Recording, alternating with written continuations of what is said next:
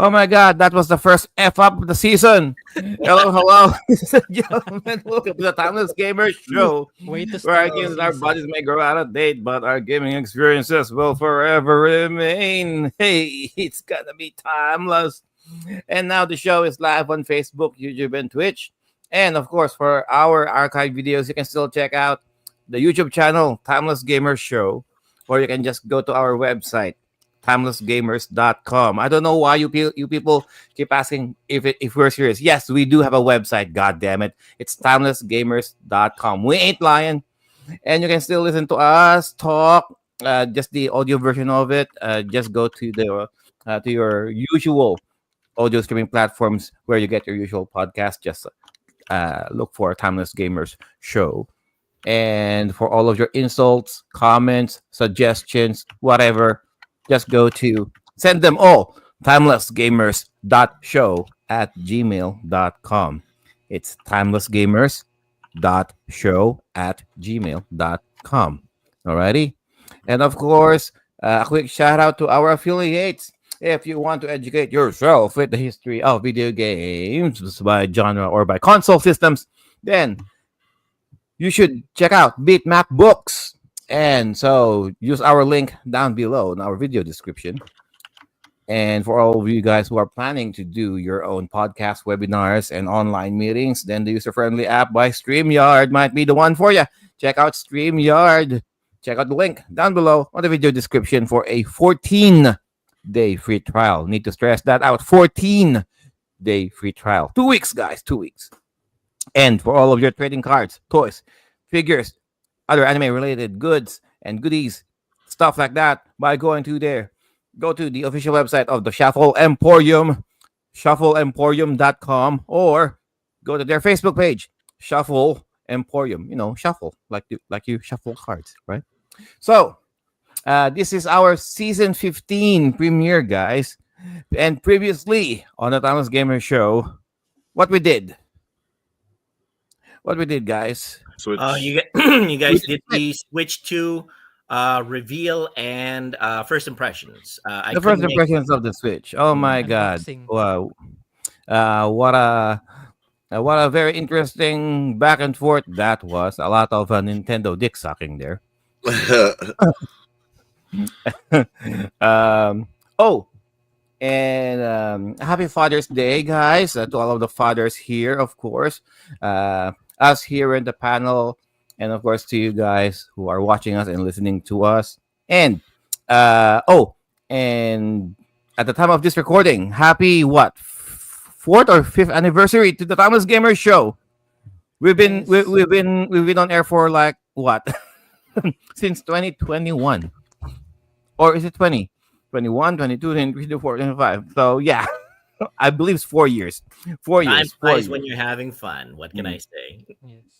Oh my God, we didn't realize we were up for this long. Like, it's technically our 141 episode right now. And somebody please correct me, but I believe we are the longest running podcast now. uh, in the Philippines, maybe? Yeah, The possibly. I wouldn't be quintessential. surprised Possibly.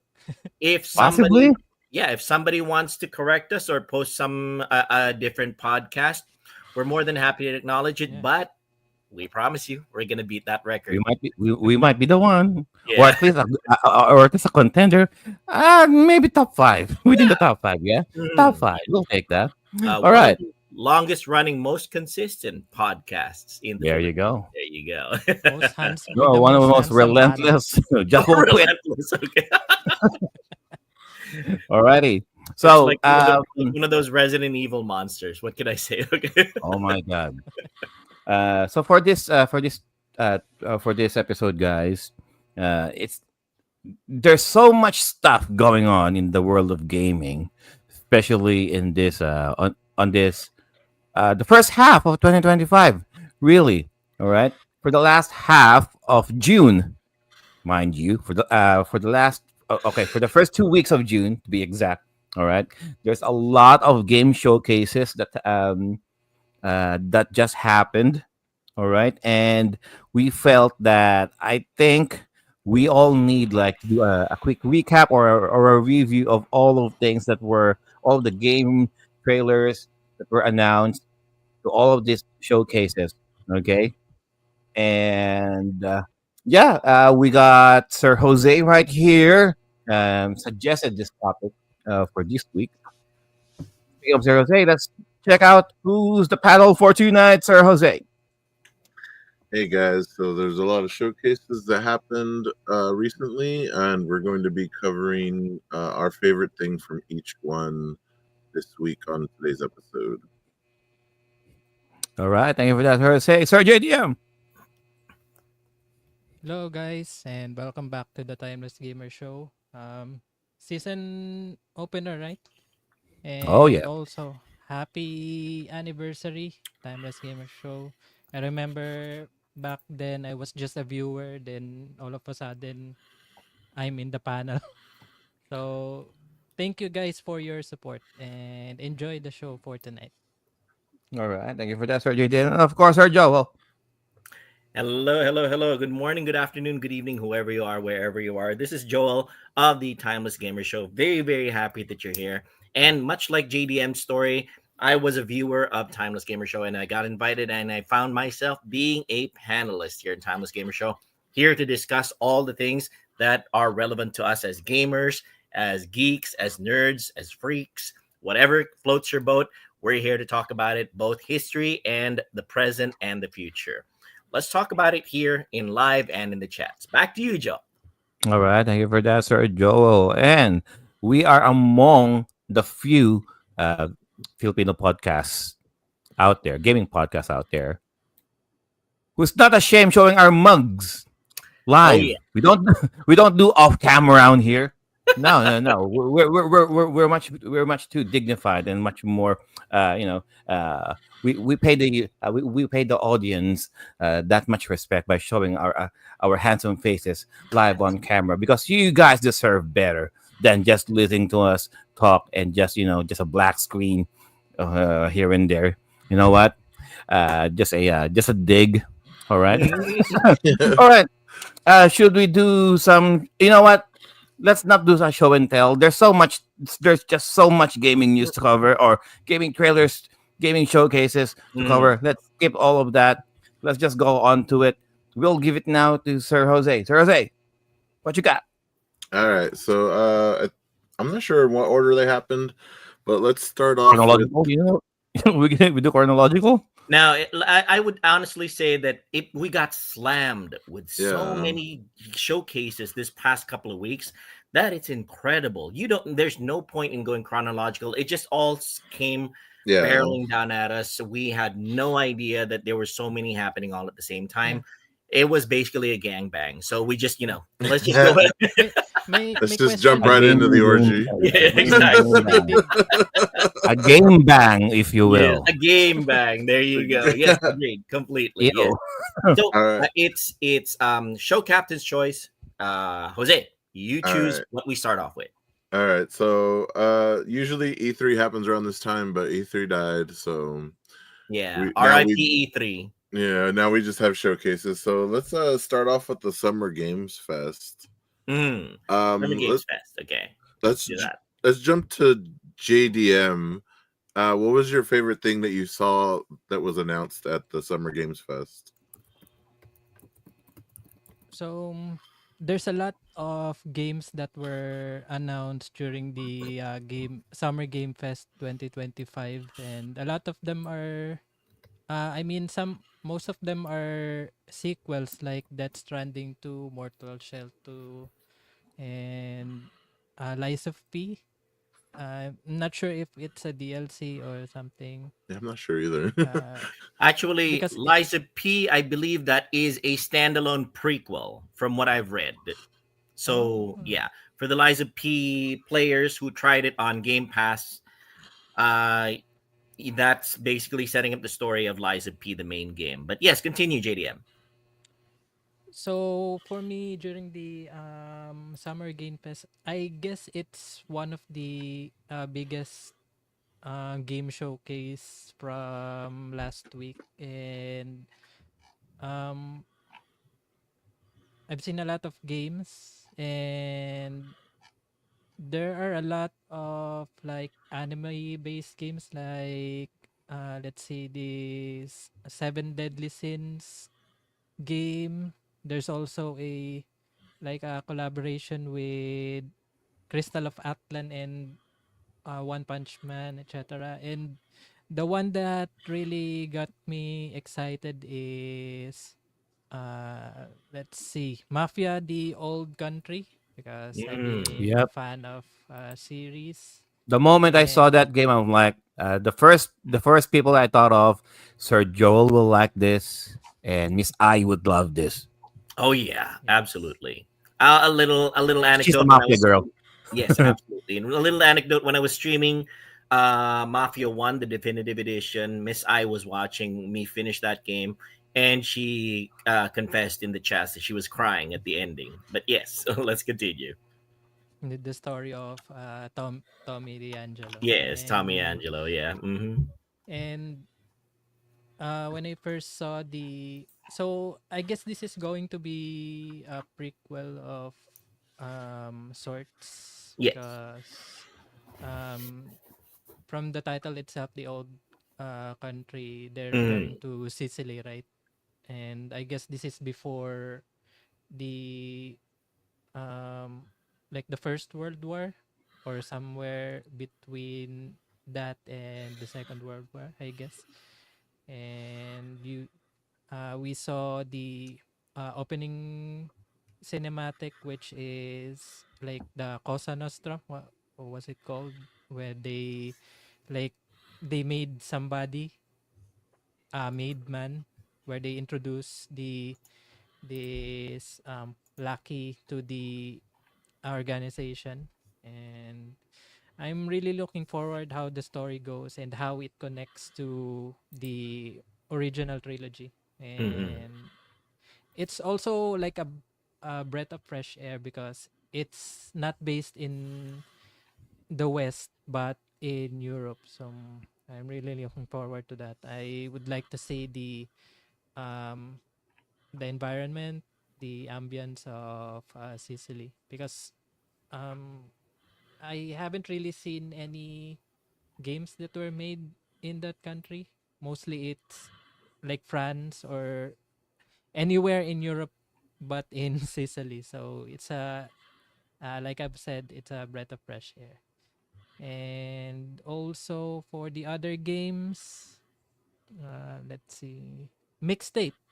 It's an indie game where it involves these three or four individuals who are in the 80s. Mostly teenagers, really. Yeah. So I guess this is not in this is directly within um Ninong Joel's pet thieves, but I'm Most not likely, exactly you know sure. what? Yeah. I think the selling point of that trailer was the music. I'm Yes, like, the Oh music. yeah. when I saw the lineup, I'm like, yep, Sir JDM will like this, Mhm. Sir Dan will like this, Sir Joe will definitely like this. Oh yeah. Mhm. For a fan of the 80s but was born Late in 80s, early 90s late late 80s. bands, yeah. Well, I have to say, this is with regards to the Mafia Definitive Edition, and when I was starting off the Mafia 2, I haven't had the chance to continue it. Mafia Definitive Edition and the original Mafia had a tremendous soundtrack. We're talking like period perfect radio music running there. We're talking like the music set the atmosphere perfectly. You can hear broadcasts of the president speaking on the war. You can hear jazz tunes. You can hear big band music. It was amazing. Honestly, it just felt so right for that one. And I have to uh, give salutes to that one, and I'm looking forward to that one as well, JDM. what's the accent they're using? Like transatlantic something? Yes, the transatlantic accent, yeah, where Yes. it's specifically developed so that you don't know if it's American or British. It's a mix of Mm, the 2. Hmm. right.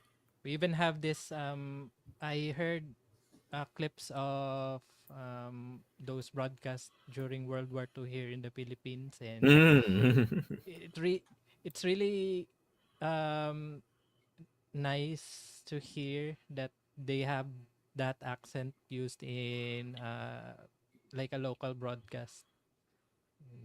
Yeah. So for me, those are the two um picks that I really like from the Summer Game Fest. And how about you guys? What do you have?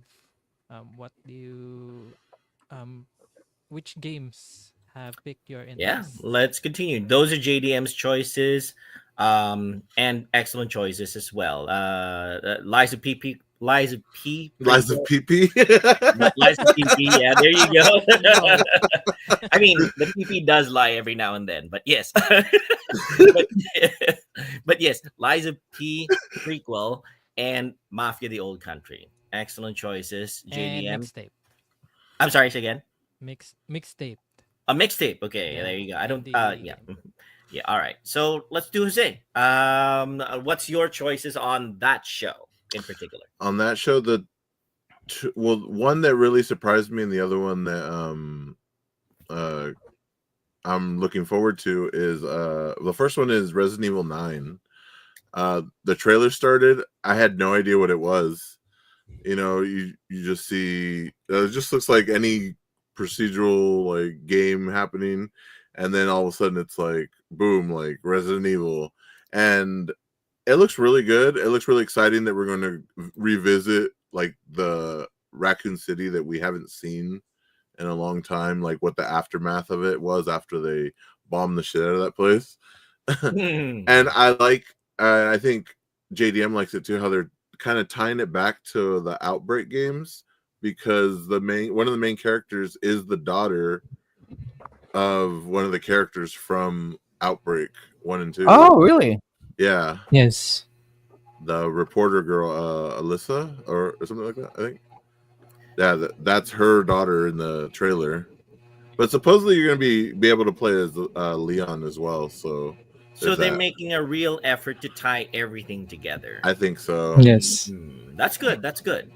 It was From really like shocking because I considered, well, everybody considered Outbreak like a spin-off or like Yeah. an alternate timeline, like a novel even. Then all no, of a sudden uh out of nowhere we have mhm. a character that is related to one of the characters from the Outbreak series, which is That's really one thing cool. about us gamers. I've noticed one thing about us gamers. Whenever something comes out that is related to a previous game that we've played in name only, we do our very best to try to tie it together inside of our minds. We make head canons as to how they're all connected. They might not necessarily be acknowledged by the creators themselves, but the creators eventually do hear about them and they say, that's a pretty good idea. I like how creators of the games do accept gamer feedback to try to make everything fit together. I like that. Mhm. So I'm hoping that somewhere down the line, or maybe before this, we get like Outbreak 1 and 2 remaster or something, because that would be really fun to play Mhm. online with better internet now than we had back in the Hmm. PS2 days. All um, right. Resident Evil 9. That's Jose's first choice. Okay. What's and then my second game, let me see, I wrote it down. Let me see. Oh, is what they announced for Sonic Racing Crossworlds. Oh yeah. It was already exciting, like just getting another Sonic Racing game, but I feel like they're doing what people were speculating that Nintendo was going to do with Mario Kart, because everyone was like, "Oh, they're gonna make a Mario Kart that's like a Smash Bros. Where it just has all Nintendo characters in it," and it didn't end up being that. But it kind of looks like Sega like took that idea and went full steam ahead, because we don't know anything else, but like the word Crossworlds does sound like it's going to have different worlds, and then them announcing Joker, Ichiban, Miku, and Steve for Minecraft as playable characters with their own levels. It sounds like they're really doing something that we thought Nintendo was going to do. So I'm excited to see what else comes out as far as news for that game. even though it's going to be like $80. $80? No way am I gonna purchase games at $80. Unless it's a game that I fully want to support from day one. It's going to be the exception more than the norm. If I see a game that I say that is worth pursuing, that is worth showing that the developers, it's a good idea. Day one purchase, full price, I, $80. I But I never really understood why Sonic would be in here. mm, Like, dude, you're faster than your Right? car. well, I mean, what the hell are you doing? he wants to make things fair. He wants to Maybe make Oh, maybe you he's were tired. making No? fair. Oh, of course.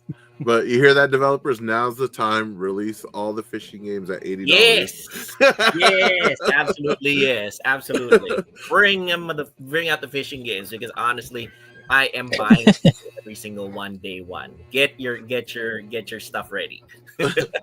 Get All your right. vest, get your hats, Oh yeah, get your baits, everything. absolutely. All right, so those are Jose's choices: Resident Evil 9 and what was that, Jose? The Sonic second one? Racing Sonic Crossroads. Racing. Yeah. Okay. But I still think Garfield Racing is going to top all of them. Okay. And yeah, before I forget, the reason, I guess the reason why they call it Crossworld is because it's cross-platform, right?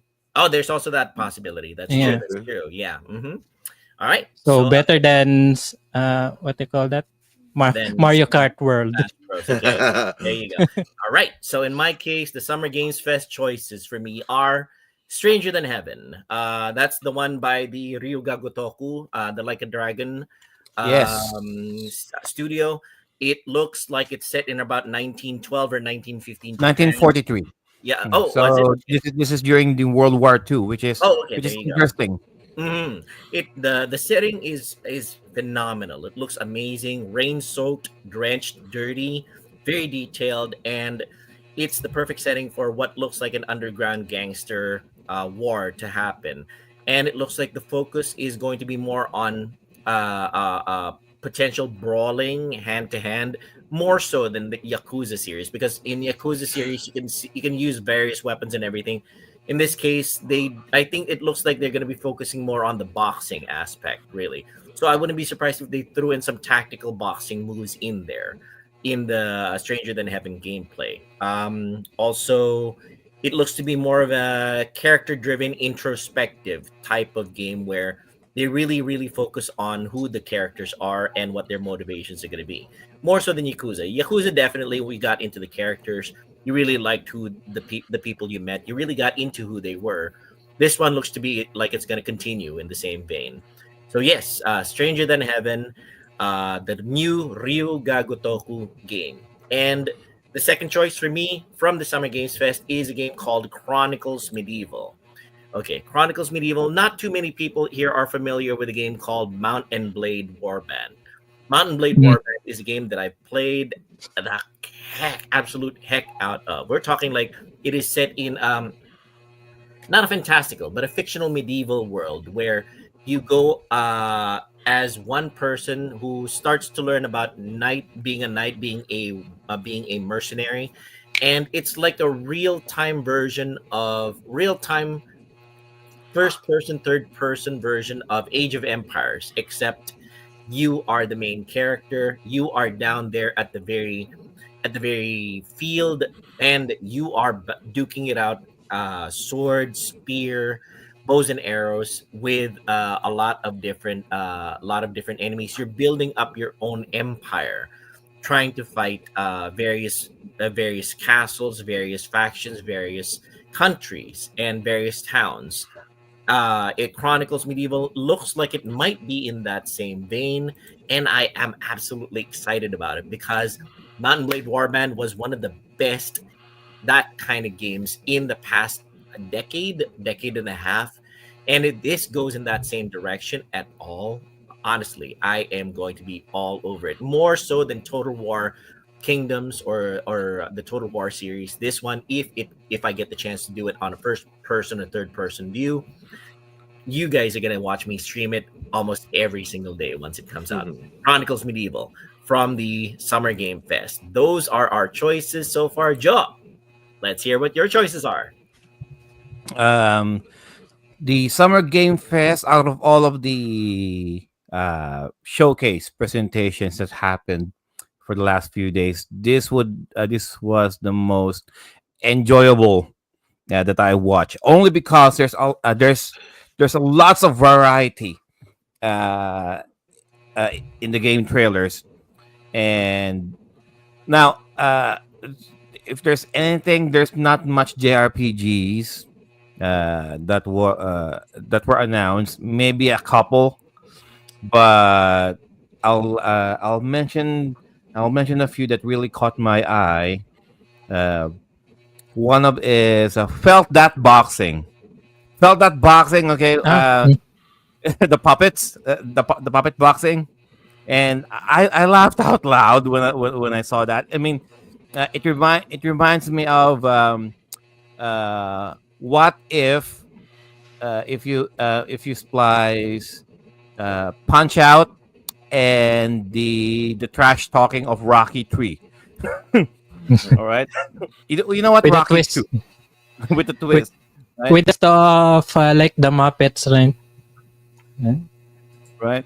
I'm not even sure if the puppets came from Jim Henson's factory, the Sesame Street one, but it's pretty close.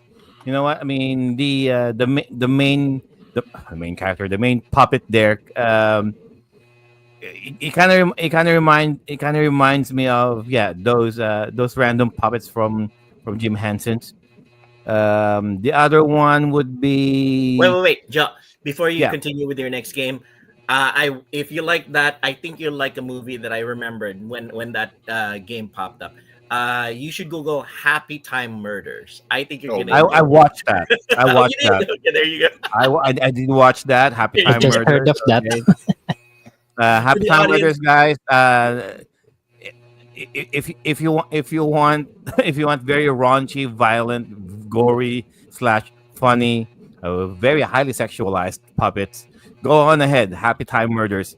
Happy Time Murders, and if you are at all Muppet fan, then you will enjoy the Broadway play Avenue Q. But yes, Avenue Q. yes. Right. Continue, Joe. What's your second game?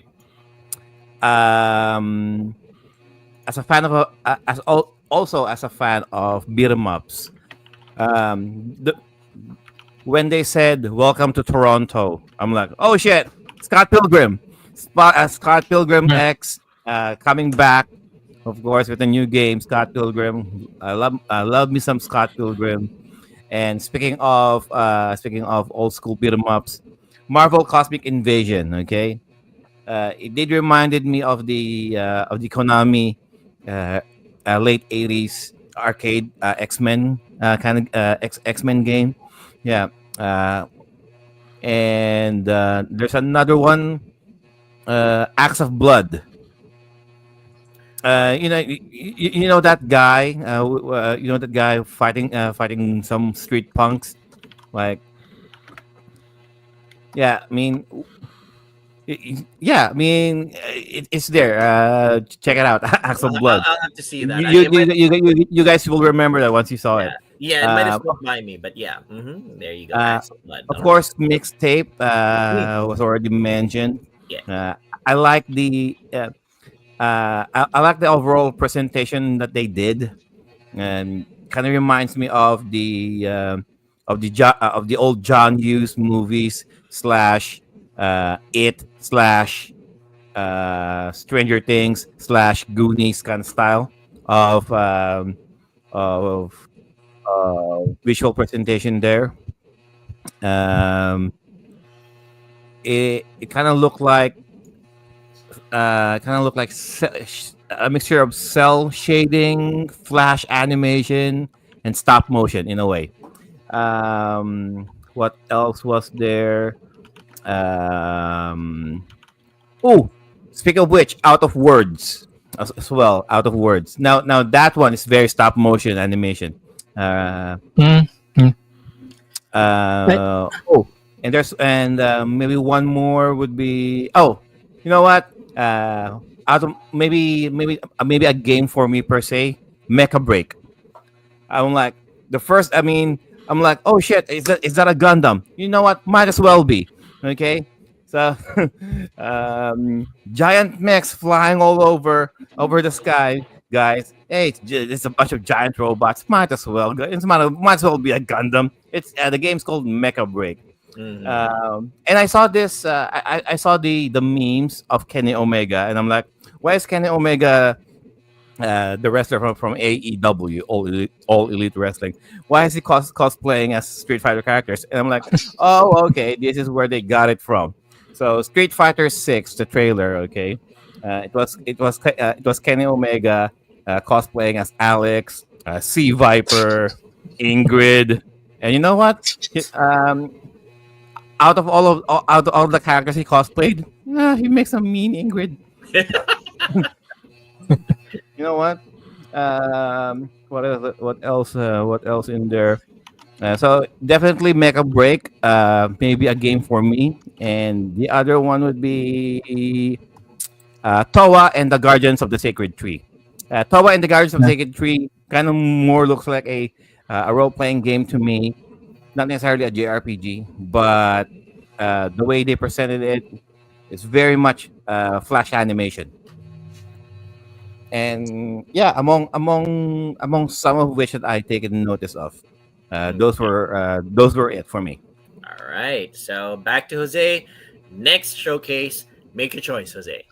All right, next we're gonna jump into Joe's favorite JRPG console. Mm. We're gonna jump straight into the Xbox Game Showcase. Green team. Let's go. I'm good with that. Let's do that one. All Okay. right. All right. Jose. You start. Look at his face. Okay. Like what the heck? Okay. All right, Jose. You can begin. What's your game? What are your games of choice for the Xbox? Game Okay, Showcase? so there's a couple. The first one, obviously showing that it is the place for JRPGs, is Persona 4 Revival. Yes. Announced at the Xbox Game Showcase. Adding salt to injury. Pretty much jumped right in there. Okay. Yeah. I mean, No, was it announced was it announced as an exclusive, Joe? Jose, I don't think so, that right? they've actually said no, No. no. But You know yeah, what? Well, Atlas did this before. All right, uh, Atlas did this before to me, yes. like last year when they announced Metaphor. Yeah. Okay. And I said, ain't no way this is going to be an exclusive. Ain't no way Atlas will show Persona as an exclusive for Xbox. Freaking Xbox. JRPGs don't belong on Xbox. God damn it. And You know John, what? and, Most likely they just announced it. They just announced it for everyone, but Mm. they will also release that for the yes, PlayStation. there's a possibility that it might show up on Xbox a little bit earlier, possibly on Game Pass, maybe a day one release. I wouldn't be surprised Yeah, because the Persona games were on Game Pass, and I think Persona 3 still is on Game Pass right now. All right, so yes, the first choice was Persona 4.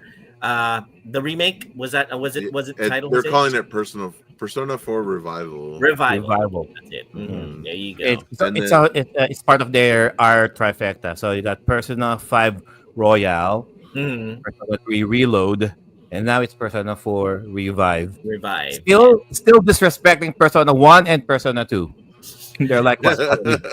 I mean, if they're gonna do Persona 1 and 2, they're gonna have to revise the gameplay because it's The a little whole bit. for modern people. It's a little slow for modern people. But yes, continue, Jose. All right, and then the next, it's just small news. More JRPG coming to Xbox. Final Fantasy 7 remake, and then drop that same day. Final Fantasy 16. Oh yeah, that's right. That's right. That's true. Yeah. Xbox. More know what? salt into injury. You know what? You know what? It's Square Enix. I don't care. Sour grapes. They, Okay. they can do whatever. It's So Final Jose is Fantasy. like that chef who does this, Oh the salt, there you go. the salt bay. There you go. Joe is very salty right now. So yes, Jose is pretty excited about Persona 4 Revive and Final Fantasy Sorry. Yeah. What do you call that? The Seven re-release. remake and then 16 coming to Xbox. Yeah. The one that surprised me was because I didn't even think it was that. Watching the trailer was Black Ops 7. Oh, yeah. It looked like a completely different game. Mm. I don't really want to play it. I'm just surprised that it was that and that they're going straight from 6 to 7 instead of doing like the switching back and forth between the two Yeah. series. Mm-hmm. But the game that really got me excited at the Xbox Game Showcase is the Invincible versus game. Oh, okay. It's a The fighting 3-on-3 fighting game set in the Invincible Invincible. universe. So you know me, I like my fighting games, and that looks really fun. It's bloody. It looks like it almost looks like a Mortal Kombat, but it's like a animation type. So that game I'm looking really forward to. It's like what's that game with the anime and stuff? Open Board. Uh, jump Jump Force or Oh, yeah. sorry, yeah, Jump Force. I thought you were talking Yeah. about Open Board because Open Board is a game where you can insert any character into a fighting game, right? All right. So good choices, Jose. Let's hear JDM for the Xbox Game Showcase. for me there's only one, which is Outer Worlds 2. It's a game where you go to outer space and go to different planets. I believe worlds, no? yeah, different worlds. And it's a game that is better than Starfield because it's much more lively and not really serious like Starfield because you could interact with NPCs in like a light-hearted way. Outer Worlds too, yeah. I like we talked about in the chats. We've had Outer Worlds sitting around in our Epic Games store, a library for a little while.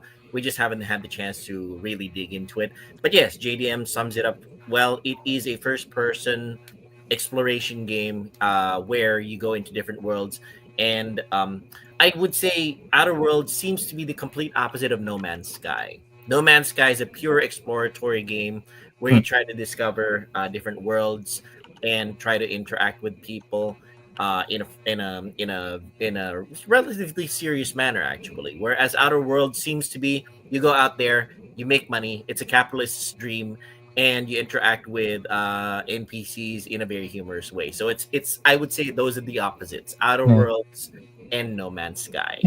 And speaking of capitalist, I just saw this post from Facebook, a group in Facebook where he said that he tried to pre-order it. Then when he went to the PlayStation Store, it's actually Game One PH. It's a store here in the It's a local store here in the Philippines, and he pre-ordered it, and he saw that it has a price tag of $70 or almost $80. Yeah. So for a game that's based around capitalism, yeah, I mean, it's on brand. It's on brand. Might as well. but for me, since I really enjoyed the game, the first game, I got it on it's on Game Pass in the it's part of the PC game library of the PC Game Pass. So it really got the most of out of my Game Pass subscription when I was able to play that. Yeah. And I haven't to be honest, I haven't finished or even reached 50% of it, but I would most likely pick up that game when it comes out. So I need to close all my that backlog, and so I will be able to play the sequel. Nice. All right, so it's my turn. I'm gonna be jumping in feet first with in the Xbox showcase. What got me excited was Age of Mythology Hmm. Retold, the Heavenly Spear expansion. I'll have to say, I am absolute crap when it comes to real-time strategy games. Throw me into Age of Empires, throw me into Empire Earth, throw me into Age of Mythology. I am absolute, pardon my words for here, I'm an absolute dumb shit on that kind of that genre. But I love the action. I love how it looks. I love how it plays. I love watching people play it. And this one, Age of Mythology Retold, is a remake of the original Age of Mythology. It's a really good. It's a really good RTS. And in this case, it has the Heavenly Spear expansion, which goes into Japanese mythology this time.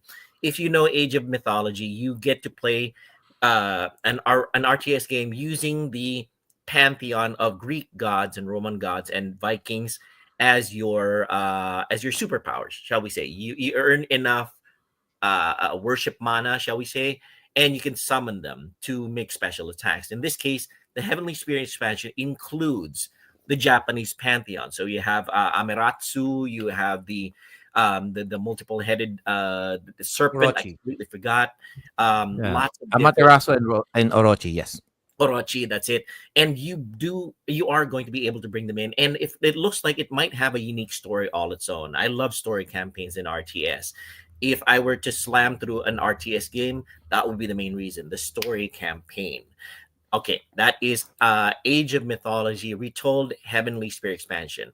And the next one, it's not even a game. I would say the big reveal for me for the Xbox Game Showcase is the ROG Ally X, the handheld for the game. Joe was able to read my mind on this one. The gaming handheld that it's being showcased right now in video. For those in the audio format, you can YouTube it. It is the ROG Ally X handheld that Microsoft is developing in conjunction with Asus or Asus. I'm not quite sure how it's pronounced, but yes, it is the handheld that Microsoft is coming out with to battle the Nintendo Switch, the PlayStation Portal. It plays Steam games. It plays Microsoft Game Pass PC games. This is fairly exciting, extremely exciting to me. GOG games, good old Yes. games. My good old games library will finally be able to come with me on the go, not just on my laptop, but if I want to boot it up, DRM free, mind you, DRM free is the best for me. I can play it on the ROG Ally X, And Microsoft RetroArch. Xbox Um, branded handheld gaming And console. And RetroArch, right? I'm sorry, say again. And And yes, RetroArch. definitely. That is the last thing. RetroArch. If you are at all a fan of classic emulation, and oh, again, disclaimer: we do not condone nor endorse unofficial sources here in Timeless Gamer Show, but we acknowledge their existence. RetroArch will play all those tens of thousands of ROMs that you might have sitting around in your hard drive, and you can play it on the go. So it's a built-in machine with roughly about 10,000 games in your pocket right off the bat. Even if you're going to be spending $1,200 for it, it's a steal. So that is the big reveal for me. That really got me excited in the Xbox Game Showcase. All right, on to your job. Aside from the Xbox Ally reveal, I have a good feeling in regards to Clockwork Revolution. Mhm. Yeah, I mean, leave it to the Americans and their guns, you know. Yes. But a Clockwork Revolution, by the looks of it, very steampunk. You're not Mhm. just there, first person shooting everyone. It's a mixture of mystery, adventure. Yeah, of course, shooting elements. I was gonna Uh, say that I was expecting JDM to say this because he's a huge yeah, Arcanum of Seymour and Matt Obscura fan. I was right. expecting you, the JDM, to say steampunk, that. Yeah. steampunk genre. Right. Yes. You know what? What So, sold me was a puppet. mhm. The steampunk ventriloquist puppet. Oh yeah. Uh, and the and not even a game or a reveal or anything. It's just a presentation of it. The making of Outer Worlds. Mm. The way they did it, they did a skit like The Office kind of skit. It was very funny. Um, especially when they try to introduce the perks and the flaws Mm, mechanics of Outer Worlds 2. Like flaws, if we're creating if we are creating a character, the the perfection comes with imperfections. So Mm. uh, we need some flaws. We'll go each one in this room. What's your flaw? I take things. So you're stealing? No, I just take things. Do you yeah. even return these things? Klepto. No. Stop. So no. Stop. Just stop stealing. It's a flaw, but stop stealing. Yes. You. What's your flaw? Staring at the sun Mm, for how long? Maybe an hour. Okay, that's a flaw, but stop doing that. It just very comedic to me, and I'm like, are these actual programmers or are they paid actors? Because the comedic timing were very on point. I mean, kudos to the director of that skit. All right, Jose actually pointed out a show that was like that. What was the title of that one, Jose? Mythic Quest. Parks and Mythic Recreation Quest. Okay, I'll have to look that Mythic up. Quest. It might have gone through my radar. I'm or pretty 30 sure it's Rock. something like that. Yeah. Yeah, it kind of reminds me of The Office, 30 Rock, or Parks and Recreation, something like that. That's all for me. Yeah. Um, Hmm. That All right. Clockwork Revolution game, to me it almost looked like a mix of like BioShock, and then I don't know if you guys remember that old Xbox game, Blinks the Time Sweeper, Yes. where he yes. could control time. That Mhm. it Yes. kind Oh of gave me yeah. those Yeah. two Yeah. vibes. That's one of the mechanics. Yeah. It's Yeah, like change the past so you can control the future, kind of thing. yeah. That was that was one of the taglines of the game Hmm. Okay. of Clockwork Revolution. All Well, right. it's just clockwork, so something about Mhm. time. Yeah. All right, Jose. I think we have time for one more showcase before we jump into break. Your choice. Okay. Let's jump into the. Oh no, let's go with JDM and his favorite Konami. Yes. Wow. Konami Uh, Press Start. The Konami Press Start Showcase. I think yes, this is the first time they did this. That one actually snuck. Mm, I didn't even know it was I think happening. they've had other yeah. smaller showcases, All right. Mm. but But I mean, not as big as this this. was the first one that I saw from them. Yeah. Yeah, that like independently made a showcase because Mhm. mostly they do their showcase during E3 or Game Award. Ah, right. All right. Since you are the specialist in Konami games, JDM, you lead us in this one. Okay, and undebatably, it's going to be Silent Hill F and Metal Gear Solid Delta Snake Eater. So they already announced that earlier this year, and Metal Gear Solid Snake Eater like years ago. Was it in 2003? So there's nothing new. I mean, it's not a surprise, but mostly they are updates. So more in depth. So for the audio listeners, we're showing a clip of the trailer of Metal Gear Solid Delta Snake Eater. So, n- as what I could see, they didn't do any changes except for the graphical fidelity. So, it's still the same Metal Gear Solid 3 game that we know and love, but with a greater graphical detail. Mm. It's just the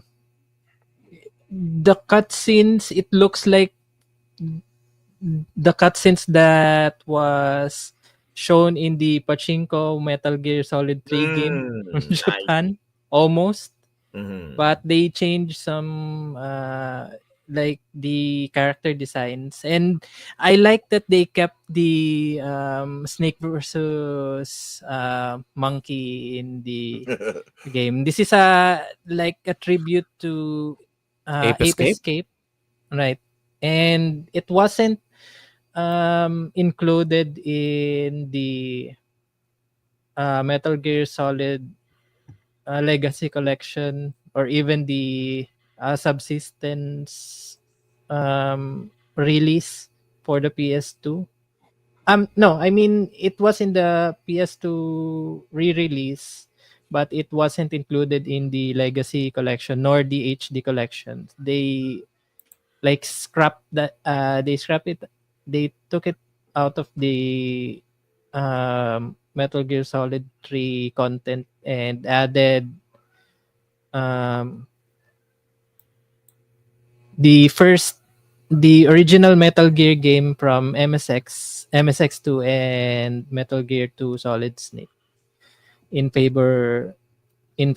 And then I'm not exactly sure why they included that, but it's a quite an interesting addition because we haven't seen any Ape Escape games in a while, and there were also references of Sam Fisher and Gabriel Logan from Siphon Filter in that codec conversation between Snake and the Colonel.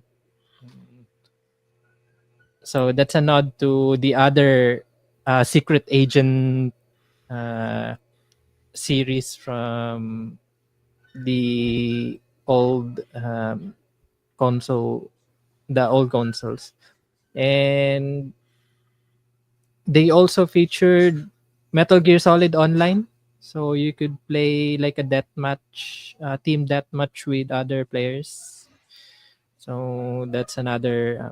They're taking advantage of the multiplayer aspects of video games, and that's that. And for my second game, Silent Hill F, which is set in an old uh, timeline, Japan. Like I guess this is The was it Showa era, I pre? believe, like Mm, around the 1950s, I believe.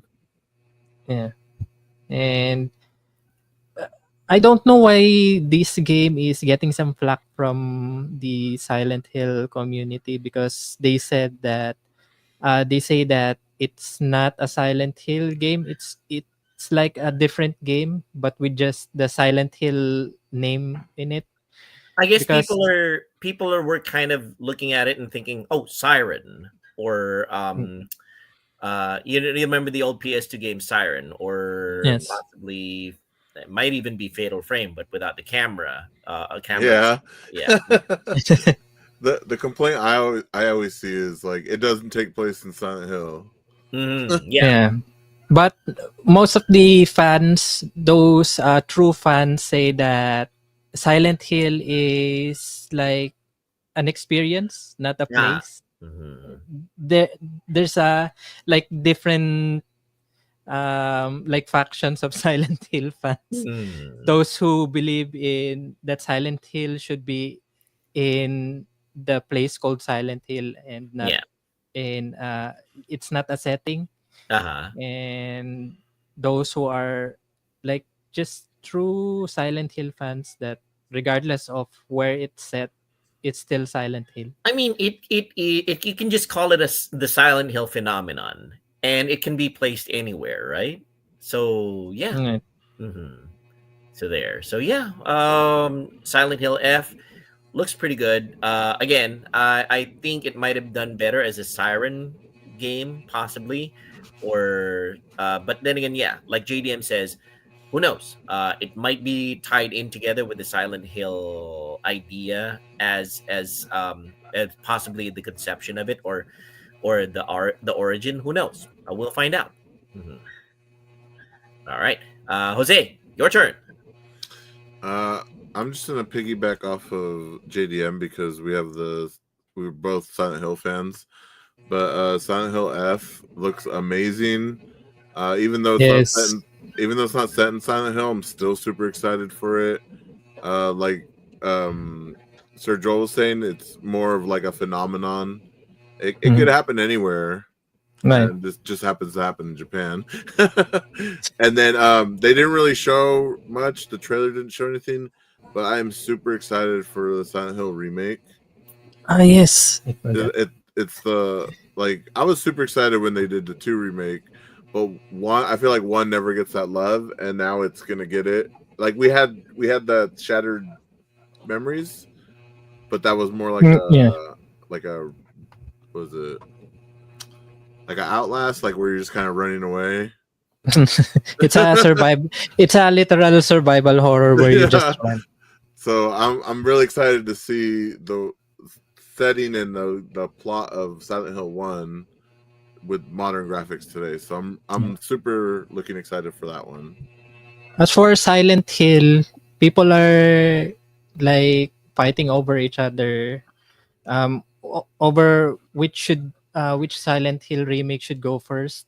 Like some people say that the first game should be remade first, and there are other people who says that it should be Silent Hill 3 because it's much more popular. No, But you can't make the sequel before the first one. You gotta, because right, 3 is a direct sequel to 1. right, right. That's what I am thinking as well because Silent Hill, the first Silent Hill entry is like there's sequels, not directly sequel, but there's some time frame between those games, Mhm. but they are like sequel. That's the direct sequel. And Silent Hill 2 is like a different story, but it's still connected with the first game. And then what Silent Hill 4 is like connected to Silent Hill 2 because they have mentioned Walter Sullivan, that serial killer in Mhm. Silent Hill 2, but only in they mentioned it and like the murders and something like that.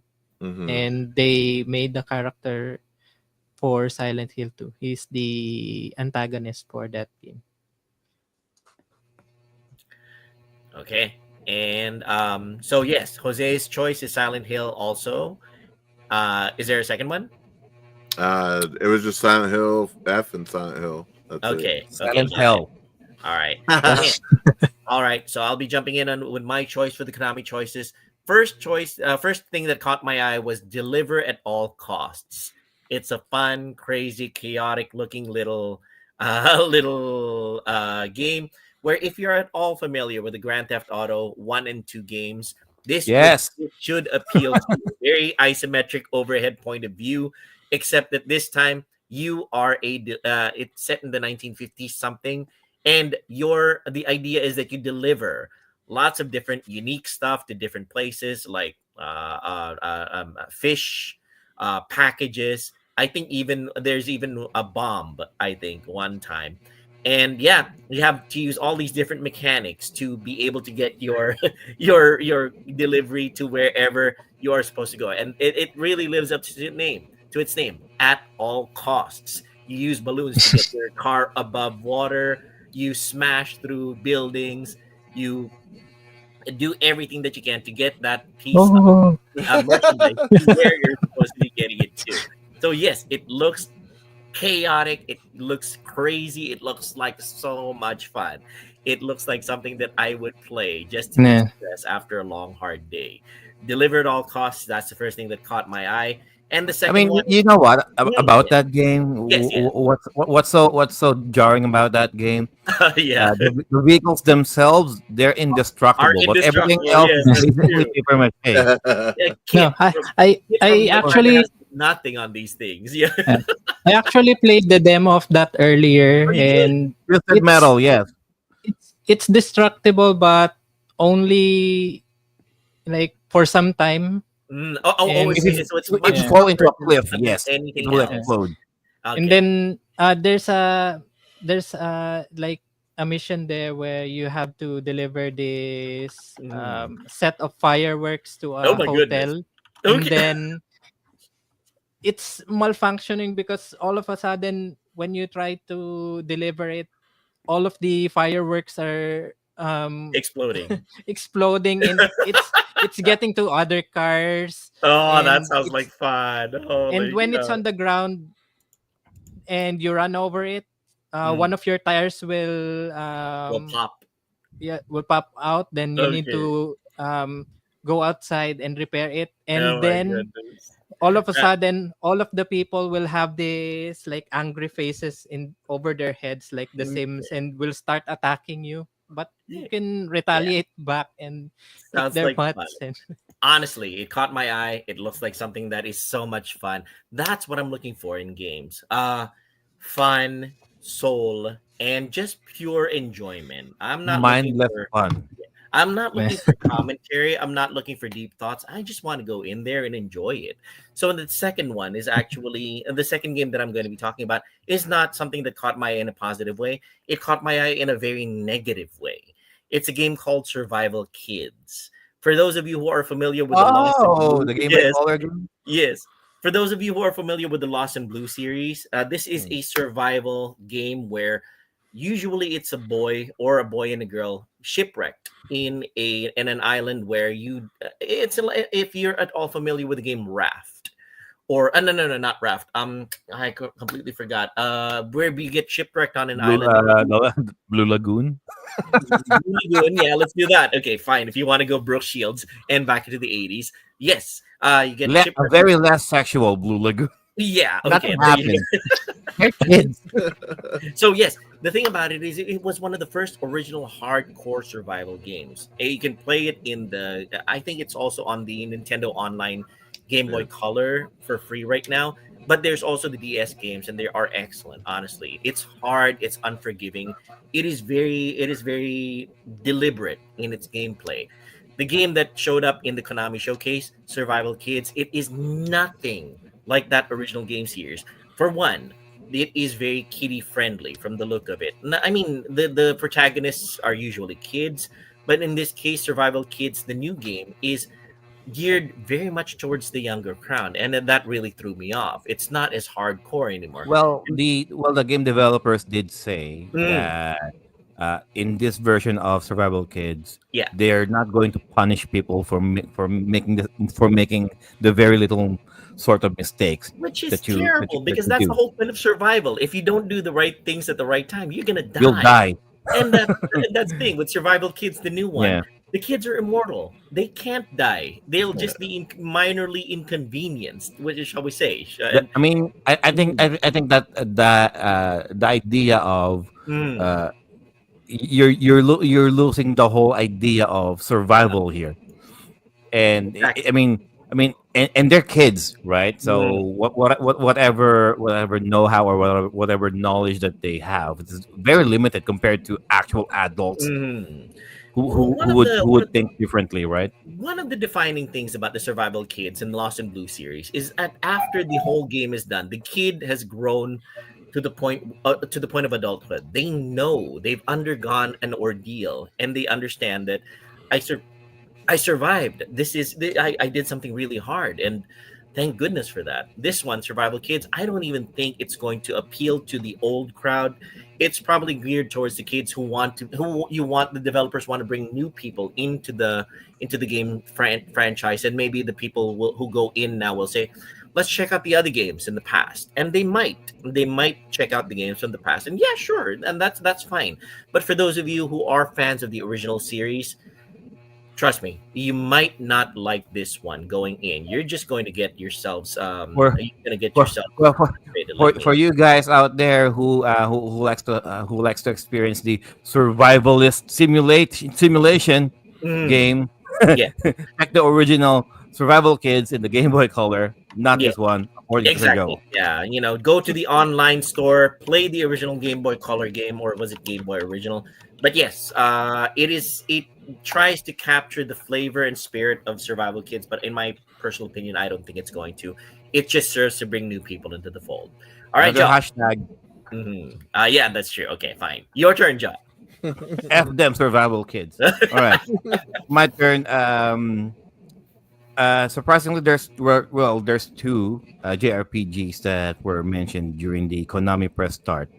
One of which is Eden Zero, Oh yeah. Mm, and so this is from the same make from this is the game from the same creator of Fairy Tale and Mm. Fairy Tale, and Rave. Rave. Yeah. So Sorry. Rave. So yeah. Um, this is so the game is called There are the Eden titties. Zero. There you There go. you I was like, go. "Where's the titties?" Where's the titties at, Yes. right? No, I mean, if there's one thing about Hiro Mashima, all of the guys will have six pack abs, and all of the girls have very bouncing boobs. Well, the That Japanese still know what appeals, right? They know what it's sells. the appeal. Mm. Very lots of jiggle physics in there, Yeah. guys. Mhm. And of course the other one would be, of course, it's been announced all over, Suikoden Starleap. Okay, they said it's a prequel to Suikoden Zero, I mean, prequel to Suikoden One. That's what they said, because some of the characters on Starleap are pretty much uh, the earlier years of some of the characters from Suikoden One, and they even made the game footage pretty much close as the PS1 era, like very pixelated art, 32-bit kind of look, and I kind of like that. It still feels like one of those Persona 1, those Suikoden 1 and Suikoden 2 uh, gameplay. And aside from Eden Zero and Suikoden Starleap, they announced, of course, Gradius Origins, the Gradius games from the late '80s and the early '90s of Gradius, Salamander. I'm not even sure if they're going to include Darius in here. So basically, Gradius, Salamander, and Life Force all in one package. All of that coming. So I think they did the I I think this is like the second game that they did after what they did with Yu-Gi-Oh the earlier years. So this is like the same thing. Okay, all of the shoot 'em ups from Konami all in one package. So yeah, so it's Suikoden Starleap, Gradius Origins, and Eden Zero for me.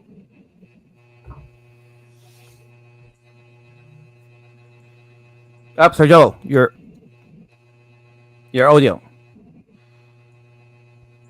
Sorry about that. Okay, that being said, we just hit the first hour mark. I think it's time for us to do a short break, Joe. And when we come back, there's three more showcases that we can possibly get to before we wrap up. There's the Sony showcase, there's a PC gaming show, and there's a Future Game Show summer showcase. Again, it's going to be Jose's call as to what order we'll be doing that. But yes, I think it might be time for a short break, right, Joe? Yep.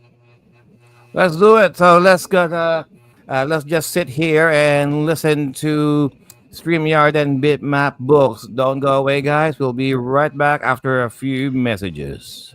Do See you you like in a playing second. video games? Do you like reading about history? Do you like learning about video game history? Then you should give yourself the gift of owning some video game history books from BitMap. Since 2014, BitMap Books have published numerous colorful and well-detailed hardbound books about video games, ranging from the different video game consoles of old and the various video game genres that will surely pique the interest of its core fan base. BitMap's team of global video game journalists, players, and illustrators have produced numerous award-winning titles that celebrate the software, hardware, and developers that laid down the foundations for the billion-dollar video game industry we all know and love today. International shipping is also available with careful and considerate packaging from BitMap Books.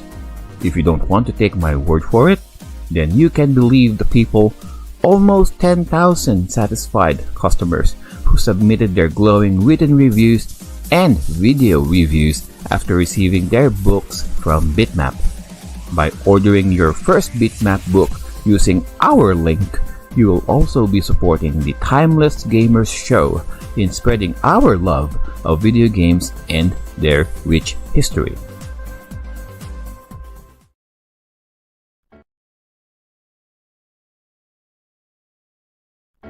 Start your own online live streams, webinars, podcasts, online classes, and virtual presentations with Streamyard.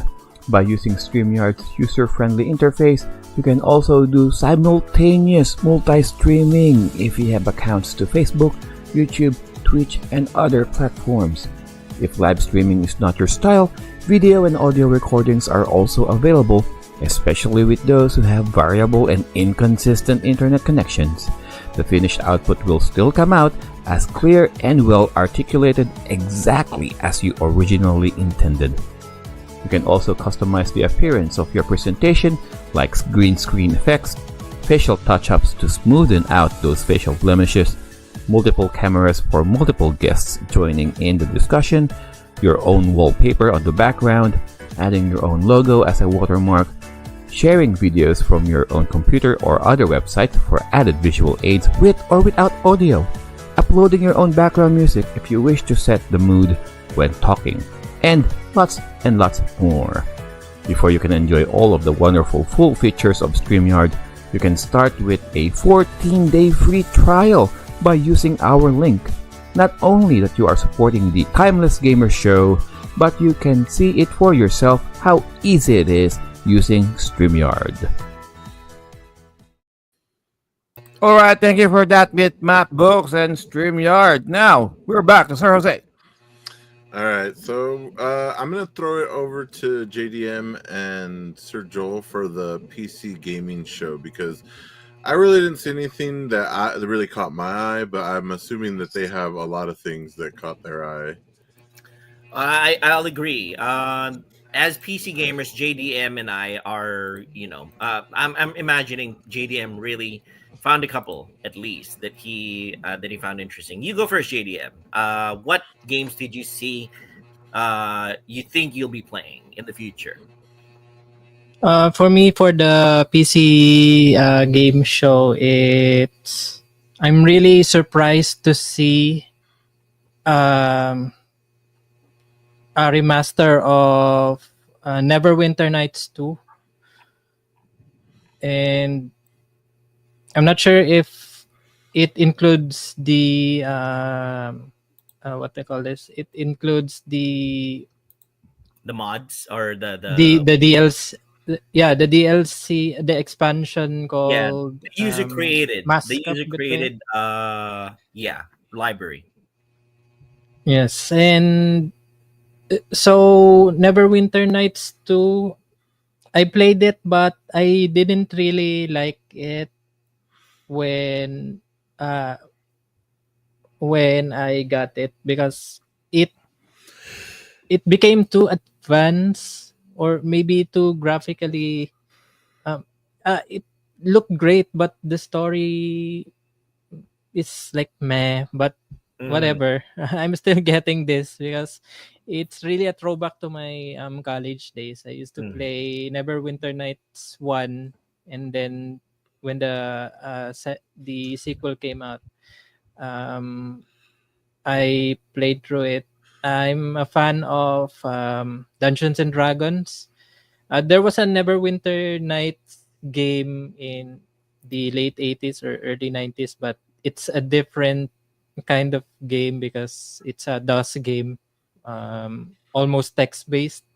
But when they released Neverwinter Nights um, in 2001, it became a full blown 3D isometric view game where you could actually see your characters, see um, you can see the the tiny details like their armor and shields, and they enhanced that game.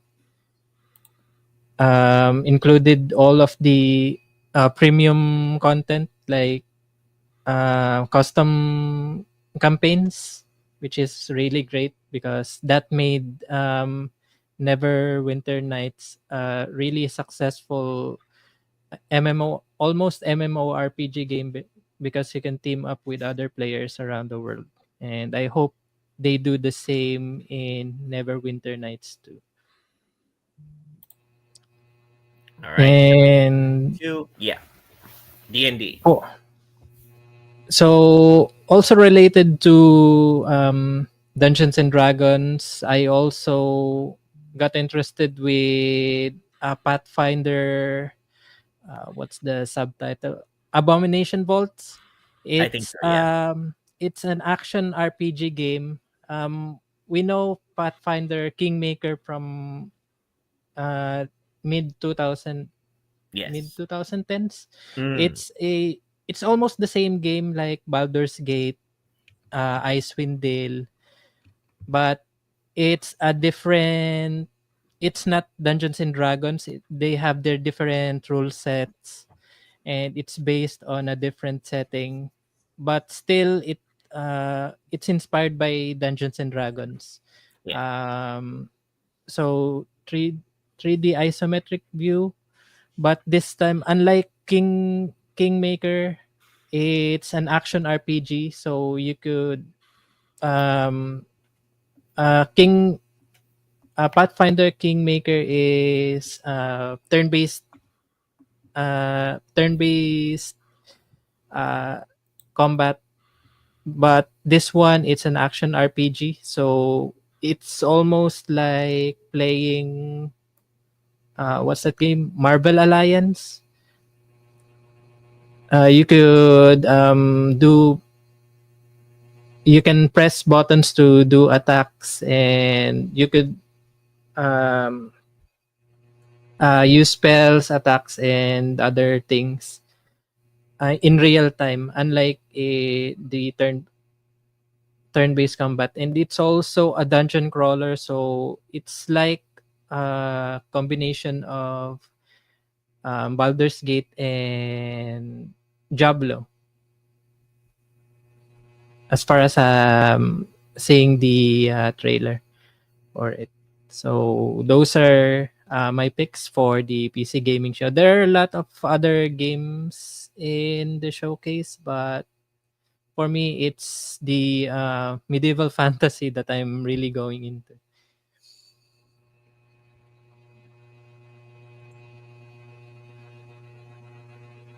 All right. So those are JDM's choices: Neverwinter Nights and Pathfinder. Okay. So good choices. Seem to recall somebody mentioned Pathfinder as the game system that you want to get into after you get fed up with D&D. And When you want to try something different. yeah, something too different, but not too different. Yes, and Pathfinder is actually a good game. In the Kingmaker series, Dan Faulkner might enjoy that one. But in my case, the two games that caught my eye, one is super serious. It's called Anno 117 Pax Romana. The Anno series has always been a city builder economic sim that tries its very best to bridge that gap between a real time strategy game and a city builder game a la Civilization. So Anno 117 Pax Romana is set during the first century, the Roman Empire at its well height, going into decline already, and you are going to be building your own Roman settlement somewhere else, which is par for the course for the Anno series.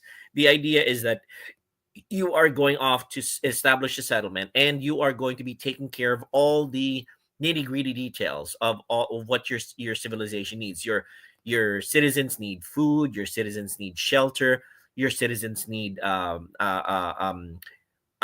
commerce, trade, protection from invaders, and such. So the Anna series has well, I mean, it's Ubisoft, sad to say, but still, um,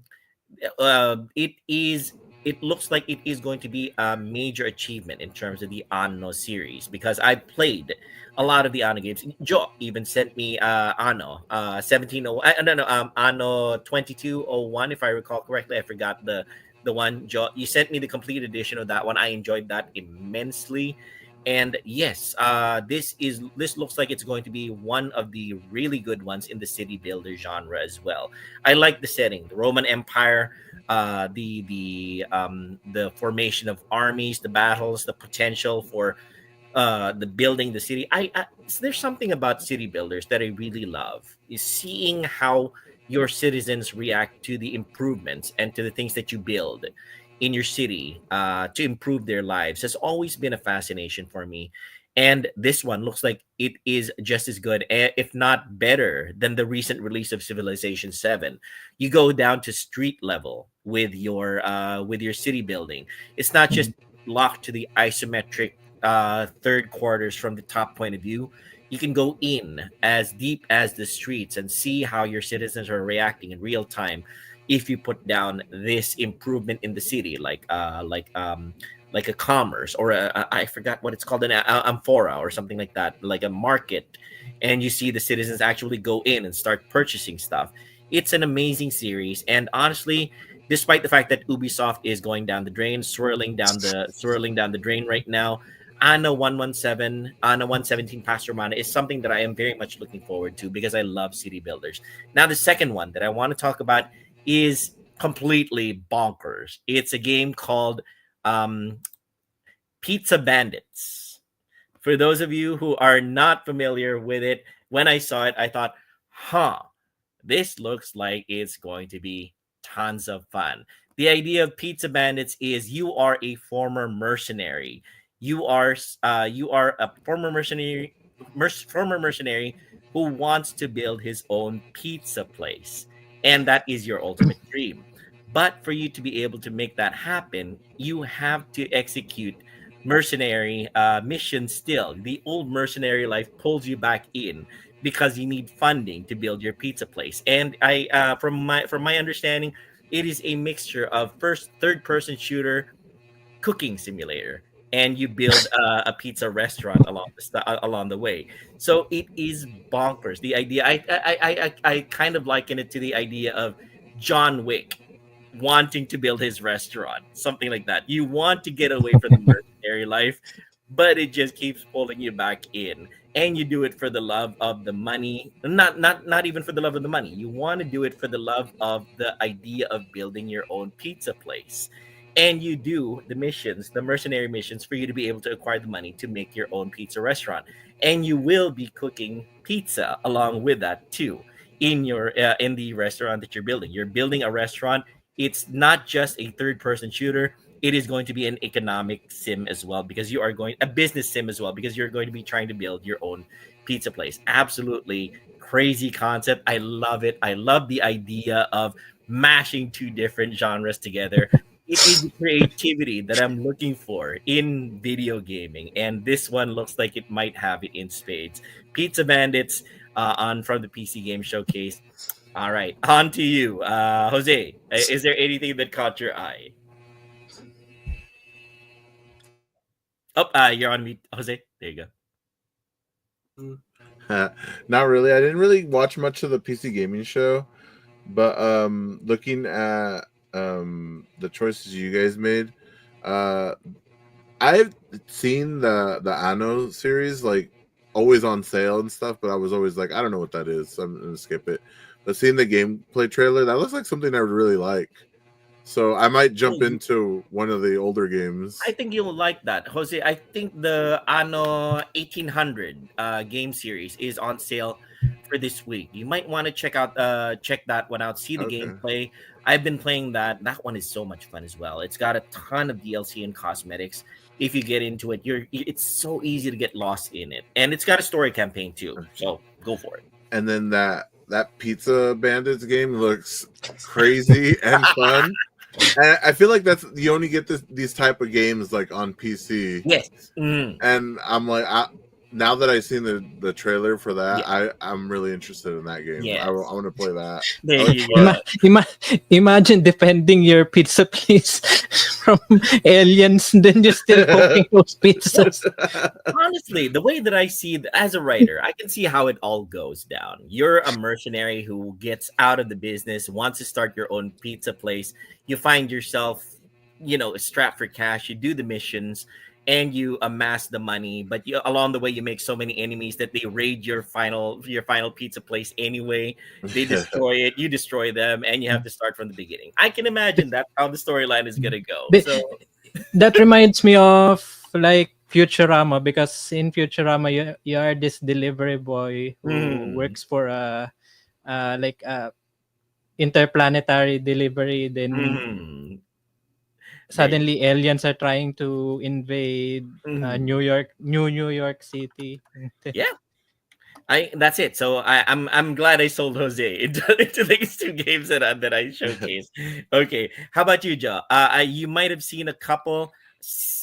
Anything caught your eye? Oh, you're on silent. You're on mute, Joe. I I thought Sir Joel might even mention Modulus. Oh yeah, I was thinking about that, but I mean these are the two that really popped out at me. Right. You go ahead, Joe. With me, these are all PC games, guys. You know what? I mean, I haven't bent over to be fucked by the PC Master Race as of yet. Not yet. Not in. I mean, take me to dinner first. So, Okay, let's although go. We have Steam sales. You've yeah, got Steam sale, 299 right? games. There you go. If there's one of the games that I that really caught my eye, something called if you guys are familiar with the novel or the movie, um what's that one, um Mortal Engines. Oh yeah. uh, y- y- uh like in a post-apocalyptic Earth, water and resources are very scarce. So Mhm. all of the major cities of the world were put into wheels. All of the countries are mobile, like literally, like like London, New York. Imagine London and New York, put wheels on there, and like and going around and the they world looking for consume resources. yeah, they consume smaller cities to Oh continue. yeah. Uh-huh. So the game, when I saw this, I'm like, oh, this is basically the same thing, kind of. It's Wonderberg, so Castle on Wheels, basically roguelike. See, so so as you can see there, so like houses, castles, going all around across the field there, getting some resources. The more resources that you get, the better your upgrades are. Your house, your building in in this regard will get bigger, and you start small and eventually build yourself up, do your upgrades, and fight against other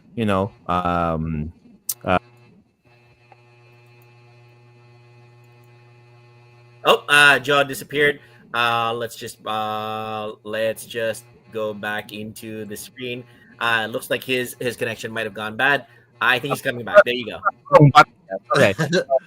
Technical difficulties, part of live show. As I was saying, so you start up small, get your resources, do your upgrades until you fight other big cities slash buildings out there. Yeah. Among other things that I've saw, there are some rogue like uh, role playing games as well, like EverQuest. Is it EverQuest? Oh, from the makers of, I think, Patapon, Ratatan was also showcased in here. Very frantic game that was, according to the trailer. It's Ratatan, and to those people who are familiar with Patapon, the PSP game, yeah, you might enjoy Ratatan. Yes. What else? Sounds like a What else? Pokemon. Oh yeah. Yeah.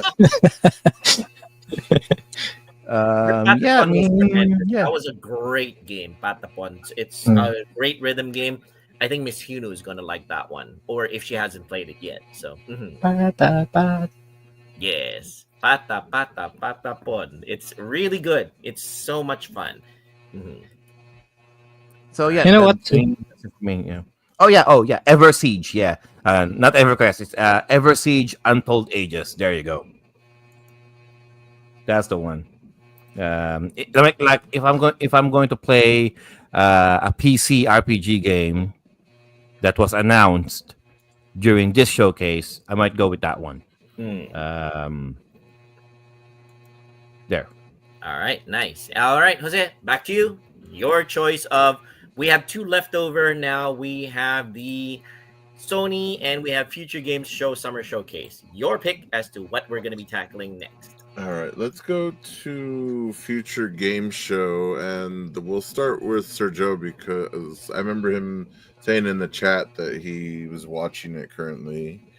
Okay. Joe, you begin with this one. For the Future Game Show, I believe a few, maybe a couple of games that caught my attention. Luto, I guess Luto. I mean the trailer itself didn't really give much of anything really. Mostly cinematic. Let me just bring this up. Luto release trailer. There you go. It kind of reminds me of what was that? I think it's a Silent Hill spin-off. You were you're inside a house, and then The room. and things just get creepier as you progress, something like that. Yeah. Yeah, it kind of reminds me of that one. Oh, here you get. Okay, here it is. So yeah, the trailer itself didn't really give much information about anything. I'm not sure what this game is all about though, but just based on the cinematics alone, I think you're fighting.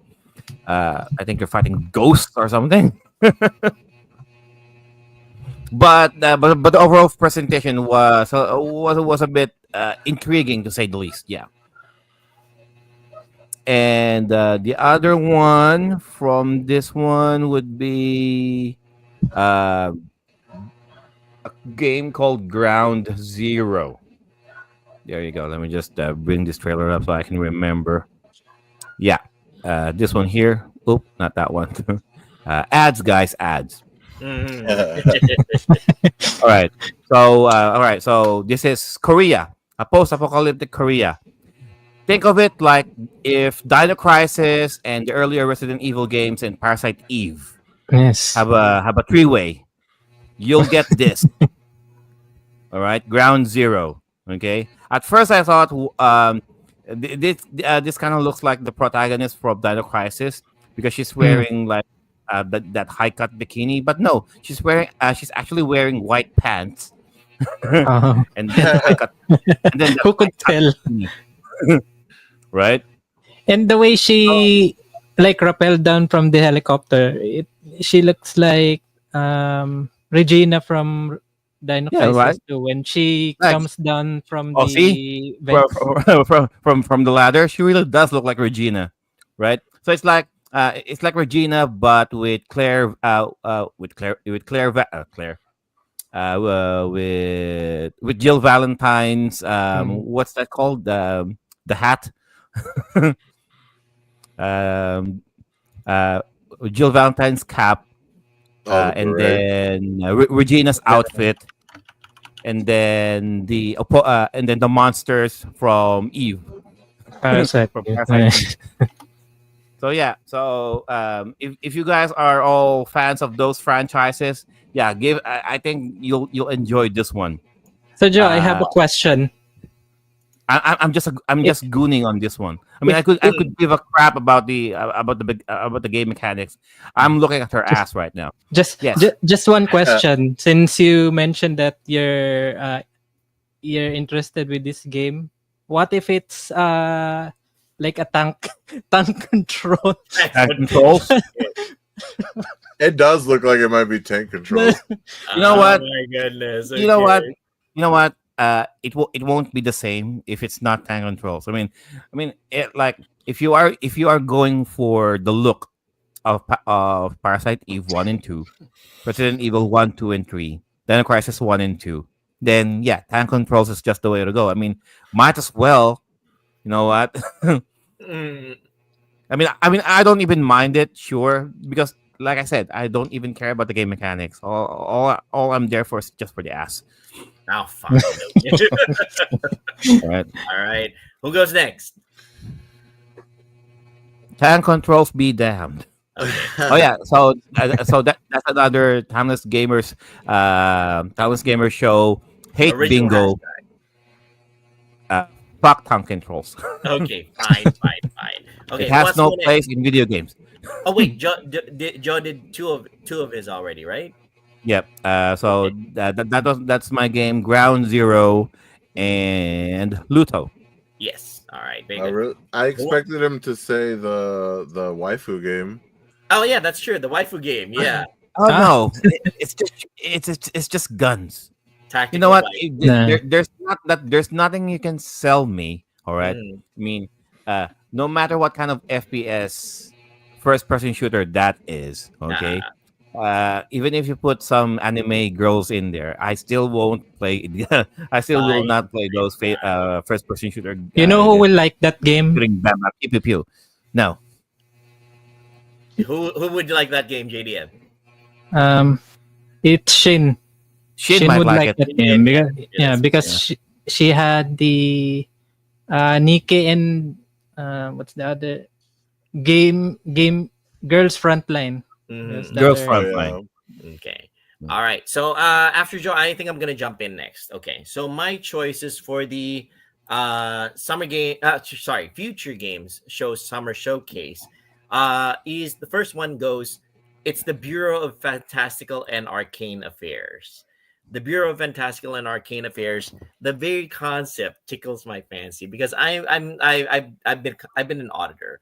I've been an administrator. I've been the guy who goes around and makes sure that everything before something happens is executed properly. And this one has you as part of sorry, the Bureau of Fantastical and Arcane Affairs. You are the one who goes into a fantasy world setting where the princes, the damsels, the dragons, the necromancers, all of those things that are supposed to be coming together into one grand adventure. You are supposed to be going in there in first person perspective, and you are supposed to be auditing everybody before the hero comes in. And you are supposed to make sure that everything comes off flawlessly. You're supposed to check whether the dragon is up to speed, whether he's hungry enough to want to devour the princess that's in his castle. You're supposed to check if the necromancer is in the mood to try to beat the hero. You're supposed to check if the bridge that the hero is supposed to cross over is constructed properly. You're the guy who's supposed to make sure that everything is in place before the hero comes in. It reminds me a little bit of shoot, I completely forgot the title of that Stephen King short novella, The Langoliers, where you are there before the hero comes in, and you want to make sure that everything is executed properly, and you do these little missions to make sure that nothing goes sideways. So you do negotiations, you make like in this case, the bad guys who are supposed to assault the hero has gone on strike. You're supposed to make sure that they go back to work to try to beat up the hero. And it's so funny, the idea that you as an administrator or as an auditor are supposed to make sure that the hero has enough of a challenge before he goes into the realm for the hero to have a good adventure. It's hilarious, the very You idea. know what, guys? If there's Mm, one thing, mm, God forbid, you're yeah. scared of monsters. You should more be afraid of the IRS. Oh, there you go. Exactly. Even the Joker is afraid This of is the IRS. basically it.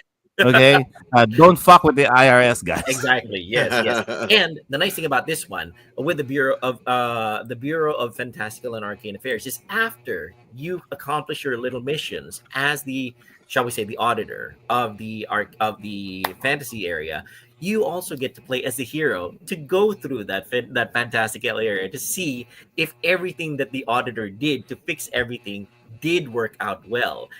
It's hilarious. It's a great idea. It's funny. You set up the story, you set up the adventure, and you get to go through the adventure yourself as well. The Bureau of Fantastical and Arcane Affairs is a first person, shall we say, puzzle adventure game that I'm really looking forward to. So that's the one. Number two is going to be completely off the wall because I played the first one and I kind of liked the creepy, weird, spooky aspects of the first game. This one is called House Flipper 2 Scooby Doo Ah, DLC. Yes, I played the first House Flipper. There are places there where you are going through the house and I saw finding. the trailer. I'm like, so it's just a mystery machine. I mean, they didn't really show Exactly, Scooby yeah, Doo in there. exactly. mm.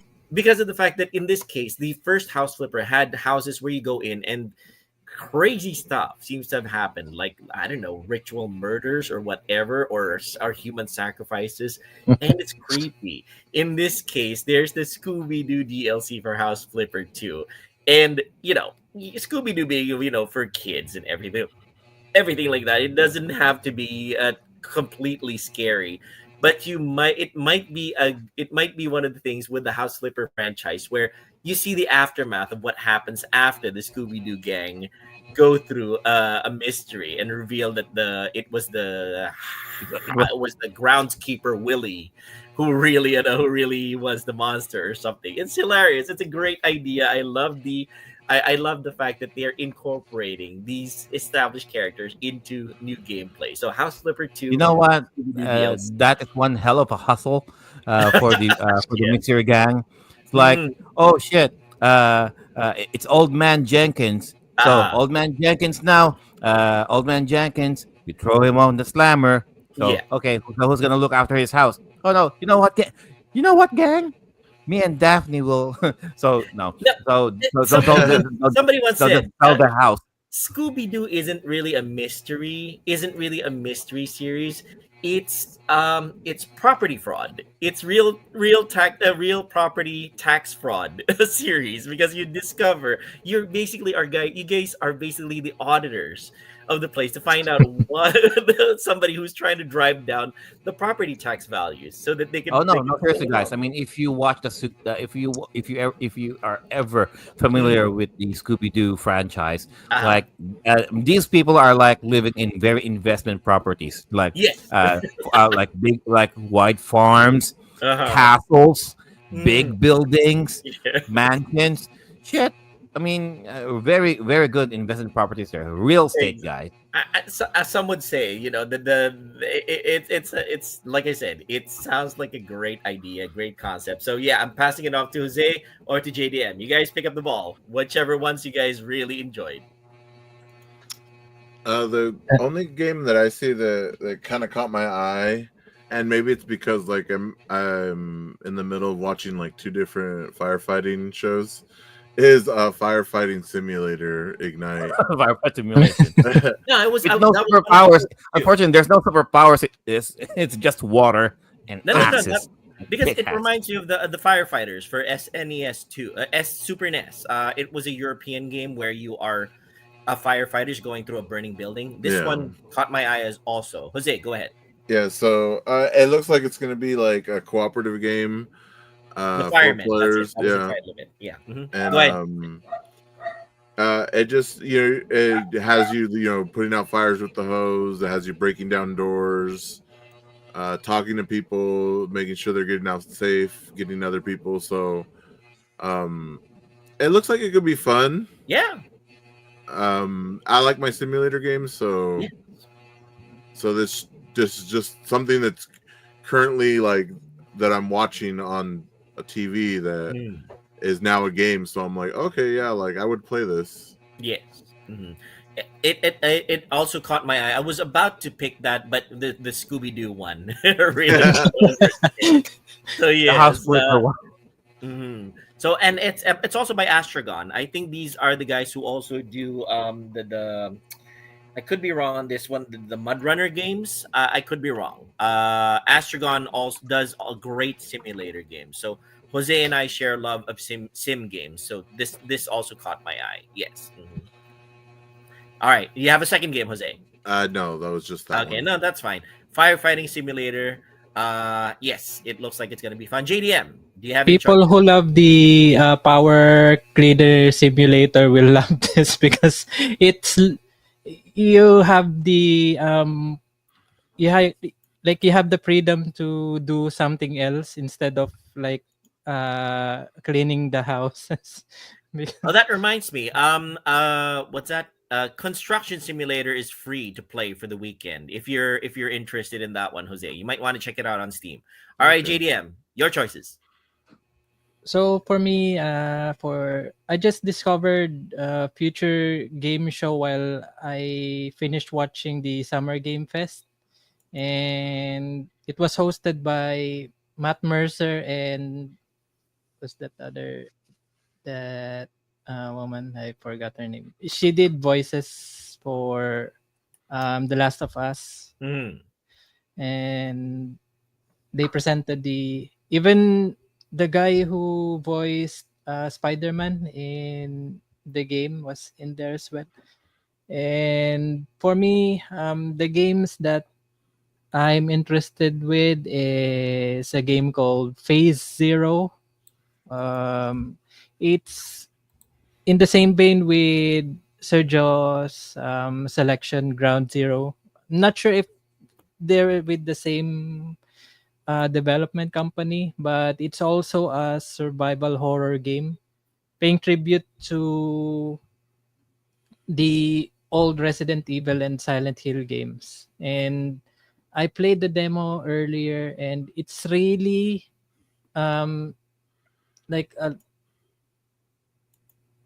like they really did the gave tribute to the Resident Evil series, at least the first trilogy, where it's a what do you call that, pre-rendered textures or backgrounds, and there's no cameras involved, just this static image where you run through the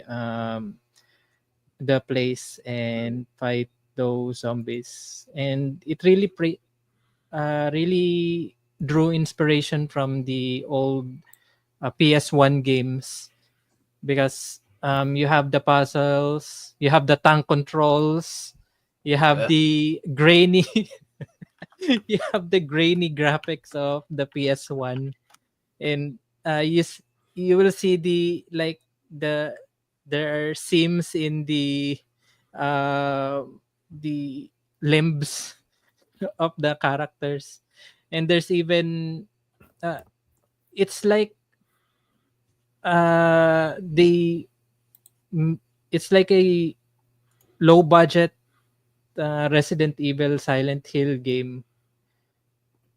And the the setting is this guy woke up from a coma, and then all of a sudden, just like the intro of The Walking Dead, where you wake up from a coma, all of a sudden there are zombies roaming around in the hospital. Then you discover that um, there's a there's a news clipping that says that a crypt has been opened, which was sealed for hundreds of years. Then all of a sudden, all of these monsters suddenly appeared. So you should check out the demo. It's out on Steam. There's no announcement where it's going to be released, but I think it's going to be very soon. Hmm. And for the other game, it's the game called Hela or Hela. Hmm. It's this adventure co-op adventure game which involves, I'm not sure if Mouse. those are Mice. mouses or Mice. Yeah. mice or Field mice. Yes. it's or hamster if because No, no, of their they're size. field mice. Okay. So they go into an adventure. I'm not sure if they're they could talk, because in the trailer they just roam around and they have these backpacks, and they travel through different settings, and as what I could see, it could be like a co-op multiplayer co-op game, Mhm. because I see four different uh mice mice running around and doing some jumps, like one is jumping over the other, and they're doing this some sort of, yeah, they Like look like Spider-Man. it's Or like this is like rescue rangers, but yeah, they are mice. actually reminds me a little bit of that old game Bionic Commando, with the repels. If you're familiar with that one, yeah. No, if This is, if I you're mean, this is the closest thing that you'll ever gonna get in a live action American Tale. Oh yeah, that would or work. Maybe. Yeah. or Oh, you know what? Sky, Yeah, Sky Commanders. remember that? Sorry, Joel. Remember that old Disney animated movie, The Rescuers, Oh, The Rescuers was great. Yeah, that was one of my right? father's most favorite Disney movies. Yes, that was a really good one. Yes. The one with the titties in the window. What? Oh What? yeah. The original copy, when they're flying through Oh the yeah, city, yeah, no, yeah. there's literally a picture of a topless woman. Oh, I don't think I Yeah, saw yeah. that one. They Okay. edited that out. Yeah. Yeah. You have the edited version, the Oh yeah. director's. I don't remember that The one. director's cut of The I'll Rescuers. send it in the chat. Okay, fine. All right. So So, yeah, I mean, we. it's pretty much the same thing with Jessica Rabbit. Well, yeah. No, I All mean, right, and on the original cut of Jessica Rabbit, so there was this scene when she mhm, got thrown off the car, and for a very split frame second in there, you can uh, see her cooch. oh, fine. Okay. Yeah, but Well, but they but they took that out. it's on brand. It is Jessica Rabbit, and Who Framed Roger Rabbit. So yes, I completely believe it. All right, and we come to the last one. Jose, do the honors of the Sony showcase. Okay, so Sony showcased the big one besides the Xbox One. Lots of stuff announced. I'll go first, and then what I saw from here that was super exciting. So I'm gonna go from least exciting to most exciting. Mm, Um, so the least exciting thing, that I still excited for is the Mortal Kombat Legacy collection. Mm. So they didn't give us much on how many games are being included beyond 1, 2, 3, and 4. Plus, weirdly enough, the Game Boy ports of those games, and everything's going to be playable online. But apparently, they're going to announce more games. They would be dumb not to include Mortal Kombat Trilogy, and they should throw in the spin-off games just because. The next one is Final Fantasy Tactics is getting remastered for newer consoles.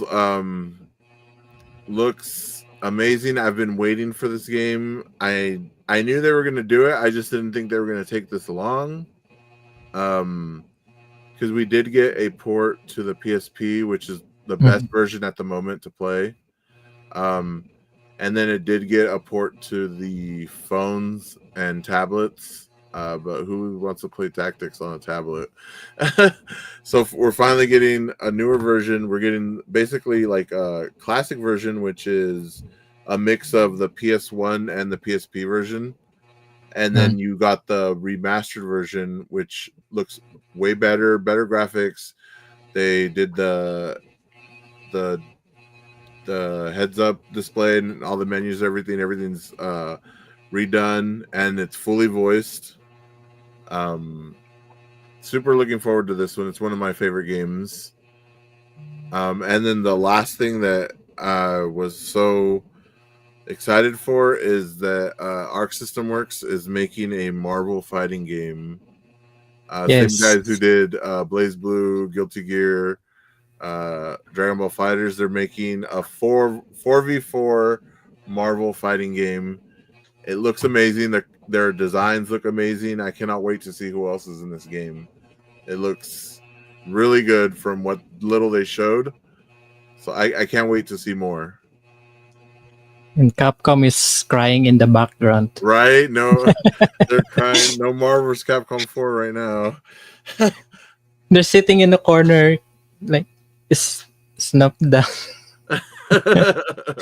No, actually, no, no. I touching the mean, ground. yeah, I mean about that because when I first saw the trailer for Marvel Tokon, I'm like, okay, I'm seeing a lot of Marvel characters in here. So also, I was actually waiting for the Capcom characters to show up, and then of course the title reveal.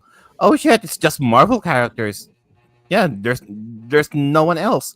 They're just they're just doing straight up Marvel characters in here, and I'm No like, what happened Ryu. with Capcom? And Capcom last year was like, we're really looking forward to creating a new game or a follow up to Marvel versus Capcom Infinite. Then all of a sudden, we have this new Marvel fighting game, and You know what? I think without there's it, something I'm not sure. Maybe things just broke down with Capcom or some licensing issues. Because yeah, I mean, what why else would you even consider just? I mean, of course, Marvel alone. There's a lot of characters in the Marvel universe, right? So, but then again, uh, you're already doing some good work with Marvel versus Capcom characters anyway. So why? I mean, it's just so baffling, or at least there's no information about why they're not doing the Capcom characters as well with this one, with this new Marvel fighting game. Yeah, unless they're doing both. I don't know how that works, but unless maybe a year from now, or I don't even know when is this game coming out. I don't even know. I believe sometime late this year. Okay, so maybe next year or the year after, we'll get the Capcom Marvel game. so since it's going to be, it was developed by a new team or new company. I guess there's going to be a variation in the like, I mean, a difference between the Marvel versus Capcom games in this game. It will look more like, um I don't see any air combos, really. Just the game mechanics from Guilty Gear, where Mhm. um they're mostly on juggles and uh what they call that, ground combos, OTG or something. I So don't it even will know. be a really different like game mechanic, or which is different from the Marvel versus Capcom games. But still, they have those classic moves from the Marvel characters, like the um, what they call that, shield slide, or and those classic moves that the Marvel characters have in the Marvel versus Capcom Mhm. series. You know what? There's this one game, Romeo is a dead man, and I'm like, the first time I saw this, I'm like, Sir Joel might like this because he plays his Dead Island games. You might like this one. Hmm. Romeo is a dead man. Did you see that? Did you saw that one, Sir Yeah, Joel? I think I did. Actually, there's a few zombie games that came out. And I think the other one was No Room in Hell. I think that also came out, and of course the Dying Light 2, Dying Light sequel, if I remember correctly Oh as yeah, well. that one. Yeah, yeah. Mm. Yeah, that one. I'm looking forward to that. I particularly like zombie games in first person view because, well, it's like I said, of the classic monsters, vampires, werewolves, mummies, and zombies. Zombies are the easiest to beat because they're basically humans and they just shamble around. Sure, the ones that run, that's cheating. That's not zombies for me. Yeah, the classic Romero zombies are easy to take care of because they're just human. You just lop off their heads, bash their heads in, whatever, that they're done. You're with a vampire, with a werewolf, with a mummy, you're basically fucked. Okay, so but but the rest of it with zombies, they're easy to take care of. All right. So yeah, that takes care of Jose. JDM. As for me, for the state of play announcements, Digimon Story Mm. Time Stranger. I've, aside from being a Pokemon fan, I'm also a Digimon fan since the Digimon World series. I love those first two Digimon World games, except for three because it's like it became a JRPG. The first one is a like monster tamer. What they call this? It's somehow like Pokemon, Monster Rancher, above all else. yeah, it's like more of a monster rancher because you get to train your Digimon and then you can roam around.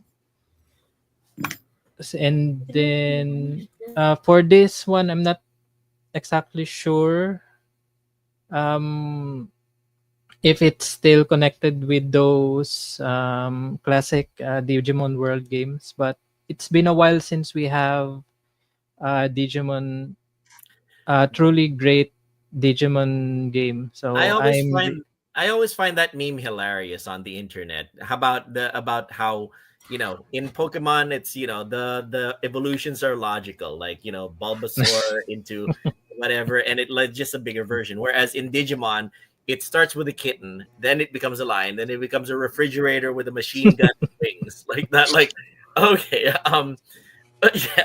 I mean, yeah, they're digital. It's that's the idea, and okay, yeah. that's cool. So Digimon is your first choice, JDM. Do you have a Yeah. second choice? So for my second choice, it's I don't know if real people will be really into this, but I love the golf hot shots game that they're making. Yes. As I'm a fan of since the my PC days, early PC days, I've been playing Jack Nicholas 5, Mm. uh, the Great Bear. I've been playing that, and that I learned how to go play golf during my, I think that was on sixth grade, that I taught my classmates how to play golf in our school. And even even our even our physical education teacher was asking me how to score a par, how, Hmm. all of uh, those rules in golf. And this looks like they had this PlayStation golf game on the PS1. I'm not sure Mm. if because it's Hot Shots Golf. Hot Shots Uh, Golf, yeah. Hmm. yeah. So so I guess this is still connected. They trying to return the classic Yeah, golf game from the old consoles, and I'm really looking forward to this. yeah. Every time I see a game that has golf in it, I play it. Mm. People sometimes in GTA 5, people are just roaming around on their with their cars, and Yeah. me, I go around the golf courses and finish a couple of Holes. strokes. Yeah. Yes. Nice. Very cool. And Not the actually, stroke that you're thinking of. no, no. But yes, uh, I'll go next. I am that the JDM second choice is actually one of my choices also. Yeah, hot shots. Everybody's golf hot shots. I like it because of the fact that I also played some previous golf games. I played Mario Golf on the Game Boy Advance. I played Sid Meier's Sim Golf, but that's not so much a golf game as it is you build golf courses. And Mhm.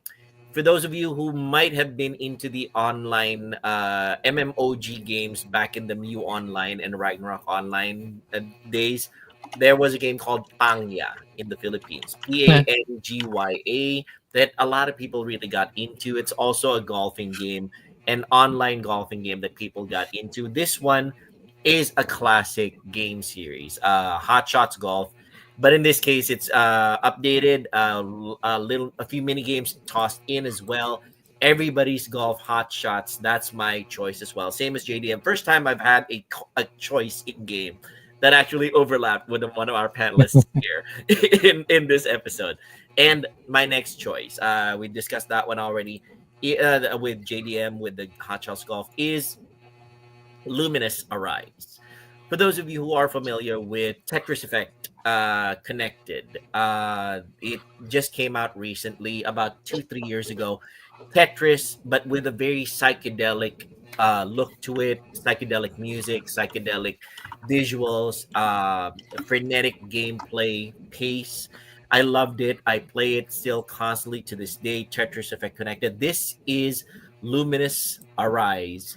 Same guys who did Tetris Effect Connected. It's going to be the same guys who did it. Likelier than not, the same psychedelic look, the same psychedelic music, but with luminous gameplay. It's putting down blocks of 3 or more that once they're connected, a line passes through them and eliminates them from left to right. So it's a fast-paced game of trying to build as many combos as you can before it gets wiped out of the screen. I played this first on the PSP. It was a very, very good game. I enjoyed it back then. But with the addition of the psychedelic aspects that the guys who did Tetris Effect Connected did with luminous gameplay, I am really looking forward to how I can zen out, not zone out, but zen out to this game just as much as I did with Tetris Effect Connected. I can easily imagine this being a permanent part of my Steam Deck library. So right alongside with Tetris Effect Connected. So yes, that is my second choice after everybody's golf hot shots. It is Luminous Arise, and we head on. Tetris in acid. Yeah, it's basically it's an acid trip while you're relaxing. Yeah, completely agree, JDM. And Joe, your turn. You can wrap it all up then. Well, a couple of games already mentioned. Really, I'm most interested in. Just to piggyback on it. So yeah, Final Fantasy Tactics. They're going to remaster that. It goes without saying. I mean, Square Enix once again trying to be safe here, making sure that they're getting they're getting their money. Surely, of course. I mean, God forbid they're not gonna touch Xenogears or Chrono Trigger for that matter. No, we're gonna save those. Yeah, Or we're gonna save those. Those are really those we will make back on those games. But you know what? Let's work our way up. What else can what else can we remake for the masses out there that surely they will buy this no matter what. So yeah, Final Fantasy Tactics. Although I have heard some people say that Tactics Ogre Let Us Cling Together is a better game than Final Fantasy Tactics. I can't speak to that because Yes. I'm crap Yes. at tactical strat games. But Joe, what do you say? What do you think about that statement? Um, I prefer my games without permadeath anyway. And Tactics Ogre, yeah, you'll get lots of permadeath permadeath there. Ooh, okay. So I inch more on the Final Fantasy Tactics side of, well, not necessarily. I'm more into the tactics game that does not involve permadeath per se. Okay. So although in terms of overall gameplay, then yes, Tactics Ogre. A little bit more confusing in regarding with their storytelling, Okay. but hey, it's tactics. And the other one would be the, the the new Digimon game. Mm. So when I first saw the trailer, oh, Namco Bandai, oh shit, are they gonna make a new Tales games? No, it's a Digimon game, and at first I thought, is this a Digimon game? It kind of looks like Persona. Kind of looks like Shin Megami Tensei. And if it wasn't for the Namco Bandai logo out there, I would have thought it was Atlas making this game because the overall look of the game screams Shin Megami Tensei slash Persona.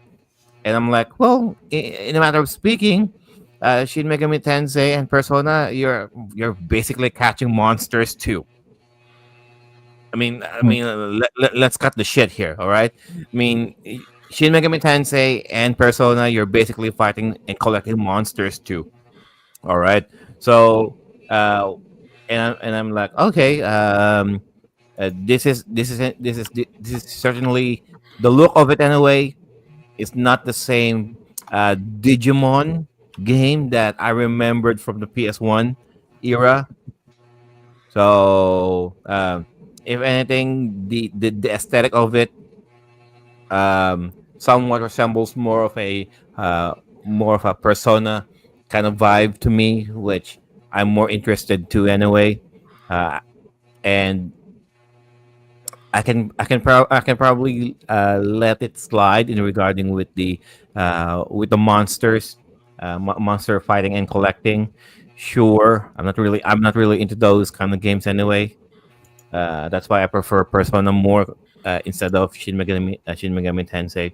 But anyway, I would probably get this one as well. So aside from Final Fantasy Tactics, I'll get this one, the new Digimon game. Yep. Oh, Mommy Jane Tadeo is here. Hello. All right. And Jose, bring us home and toss it to Joe for our wrap up. All right, so that was it, guys. Us covering all the various gaming showcase that happened within the last 2 weeks. A lot of information, a lot of cool games coming out. And there's way more than that we didn't talk about that happened. We just picked 1 to 3 of our favorites from each showcase because of the time's sake. Because we could be here all day talking about every game, and how Xbox is the new home of JRPGs. Yeah.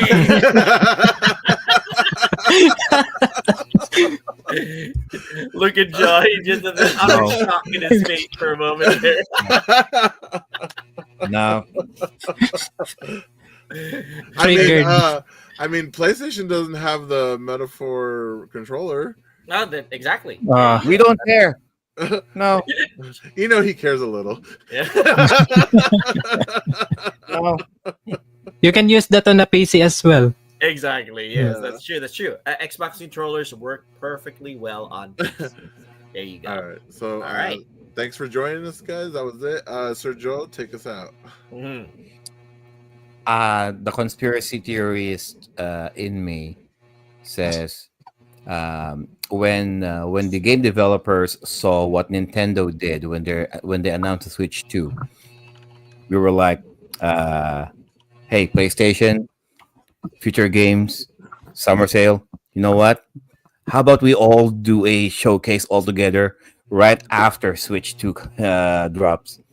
Because you know what? I mean, ain't no way all of this showcases happen all the same in the same week. You know what? Yeah, sure. Switch 2 will sell over 3 million 3 million devices in 24 hours. Sure, but you know what? With us doing all of our showcases on the same week, we'll take some steam out of out of Switch 2. You know what? I like Gami Tagle Baruna Royka's comment here. Let's gank Ninty. LOL. Let's gank Minty, guys. Let's gank Minty. There you All right. go. Because Sergio was not here the last time. Mm. How about a quick, just a quick impression, Sergio, with all of the things that you saw and what you heard about the Switch 2, Mm. your thoughts?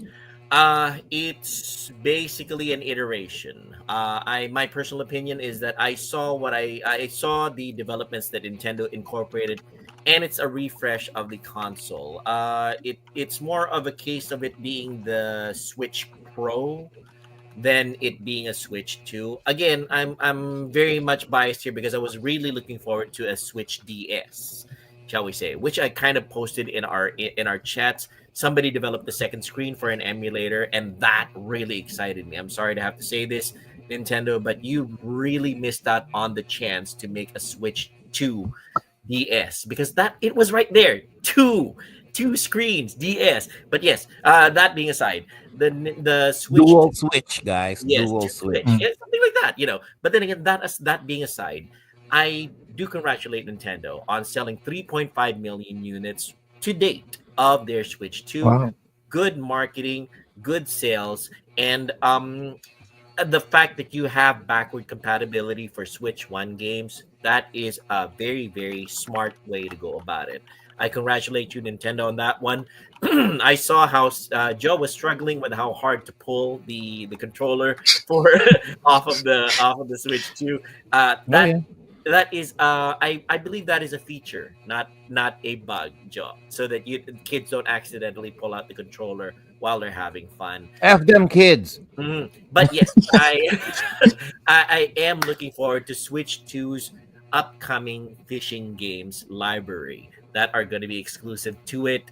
I have been looking at the potentials of the Switch 2, and I think down the road, if there are more games to my liking, like fishing games or the unique quirky types that will utilize this, the unique feature set of the Switch 2, I might get it down the road. Right now, I can't justify the cost, but sometime in the future, I might. So yes, that is Cannot justify the cost. He was offered a free switch too. He turned it down. If yeah. the offer is so good, just take it. Yeah, And besides, the free Switch, actually, it was more a case of I already have everything that I want to play on the Switch 1 right now. The Switch 2 is just gonna gather dust.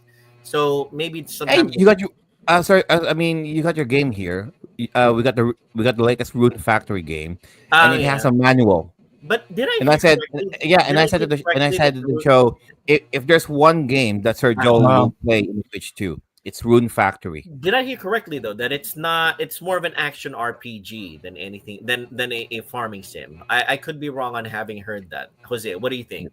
What does it look like? I haven't played it yet, Hmm. but it does. It looks like it's kind of a good mix of both. So Oh, okay. Mhm. Oh, Gamitagle did say oh, there Fantasy Fantasy Life. Life shows up Fantasy on Life Switch is on 2 there too. exclusively. I might get it for that. All right, so yeah, that's my opinion on the Switch 2. Congratulations, Nintendo. You did good on this one, but the ROG Ally X will be fine. Is That's just around the corner. that is a life lesson, guys. Don't Mm. offer free stuff to Sir Joel. That's an insult. Okay, he does not take free stuff. Well, no, I mean I would have. It's just that even Alexandria agreed with me when it got offered by my brother-in-law. My brother-in-law actually offered it to her after offering it to me. Alexandria, do you want it? And she said, I don't even play Animal Crossing on my Switch One. There's really nothing for me to play on it right now. So in that respect, we didn't go for it. But maybe sometime in the future, who knows? Maybe Switch 2 OLED. We might go for that. You never know. Hmm. There you go, guys. Thank you all so much for staying all this time, guys.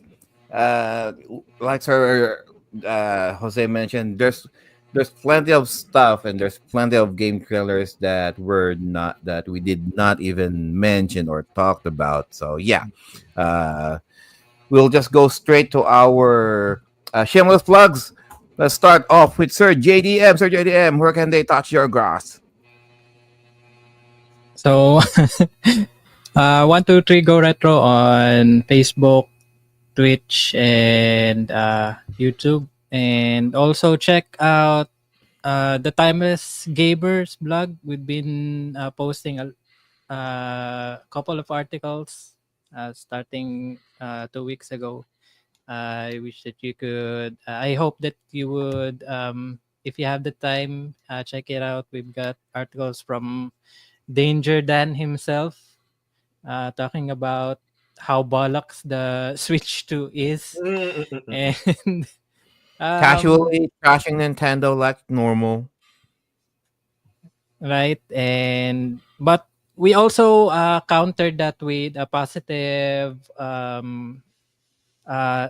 article from Sergio about Quote the unquote positive. yes, about the Sega Mega Drive and his first encounter with it. And yeah, so please do check out Timeless Gamers blog. It's in timelessgamers.com/blogs. All right. Thank you for that, Sir JDM. Oh, Sir Joel. All right. So you can always find me here on Timeless Gamer Show if life doesn't get in the way. You can also find me streaming on kick.com, on twitch.tv, and on rumble.com, hashtag FUFB. Recently, I've been playing through Sniper Elite version 2. Shooting bad guys in the head and watching their skulls explode is always fun. And Test Drive Unlimited Solar Crown. I've been going through that. It's so much fun. Riding a Jaguar as compared to a Nissan 370Z, it's leagues. We're talking galaxies different. But yes, I would say regarding today's episode, lots of retro games to play, but the upcoming games are not slouches either. We are in a golden age, people. Completely spoiled for choice, and there's lots of games that you can look back on and enjoy, and you can look forward to and enjoy as well. The best advice I can give is play what you like, enjoy what you like as much as you can, whenever you can, because of the fact that life is here to not life is to be lived and not just to be worked on. All right, on to you, John. All right. Thank you for that, Sir Joel. Life, just like Marvin, the paranoid android, would say, don't talk to me about life. Jose, where can they touch your grass?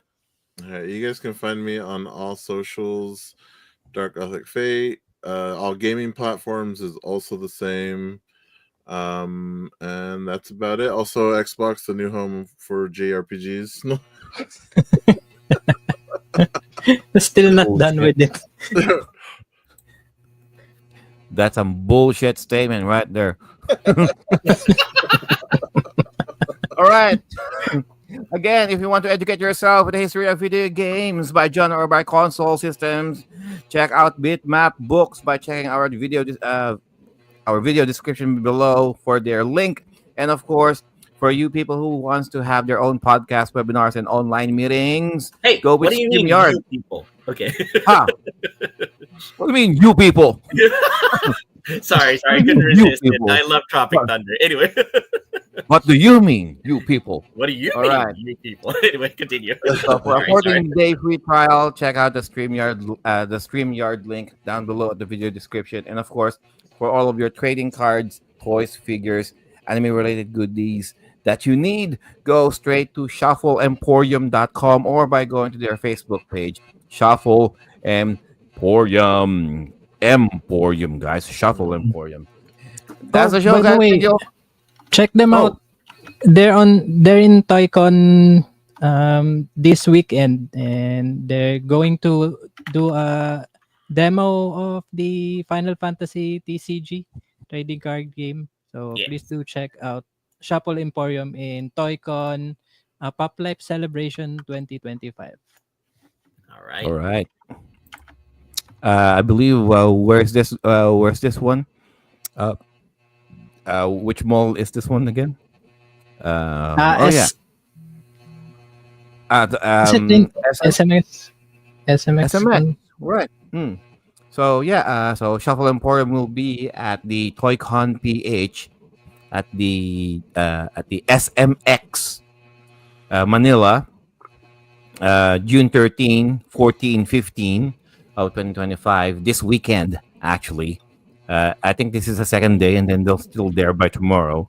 Like Sir JDM mentioned, there are premiering the big cards. Is that the big cards? The big Pokemon cards?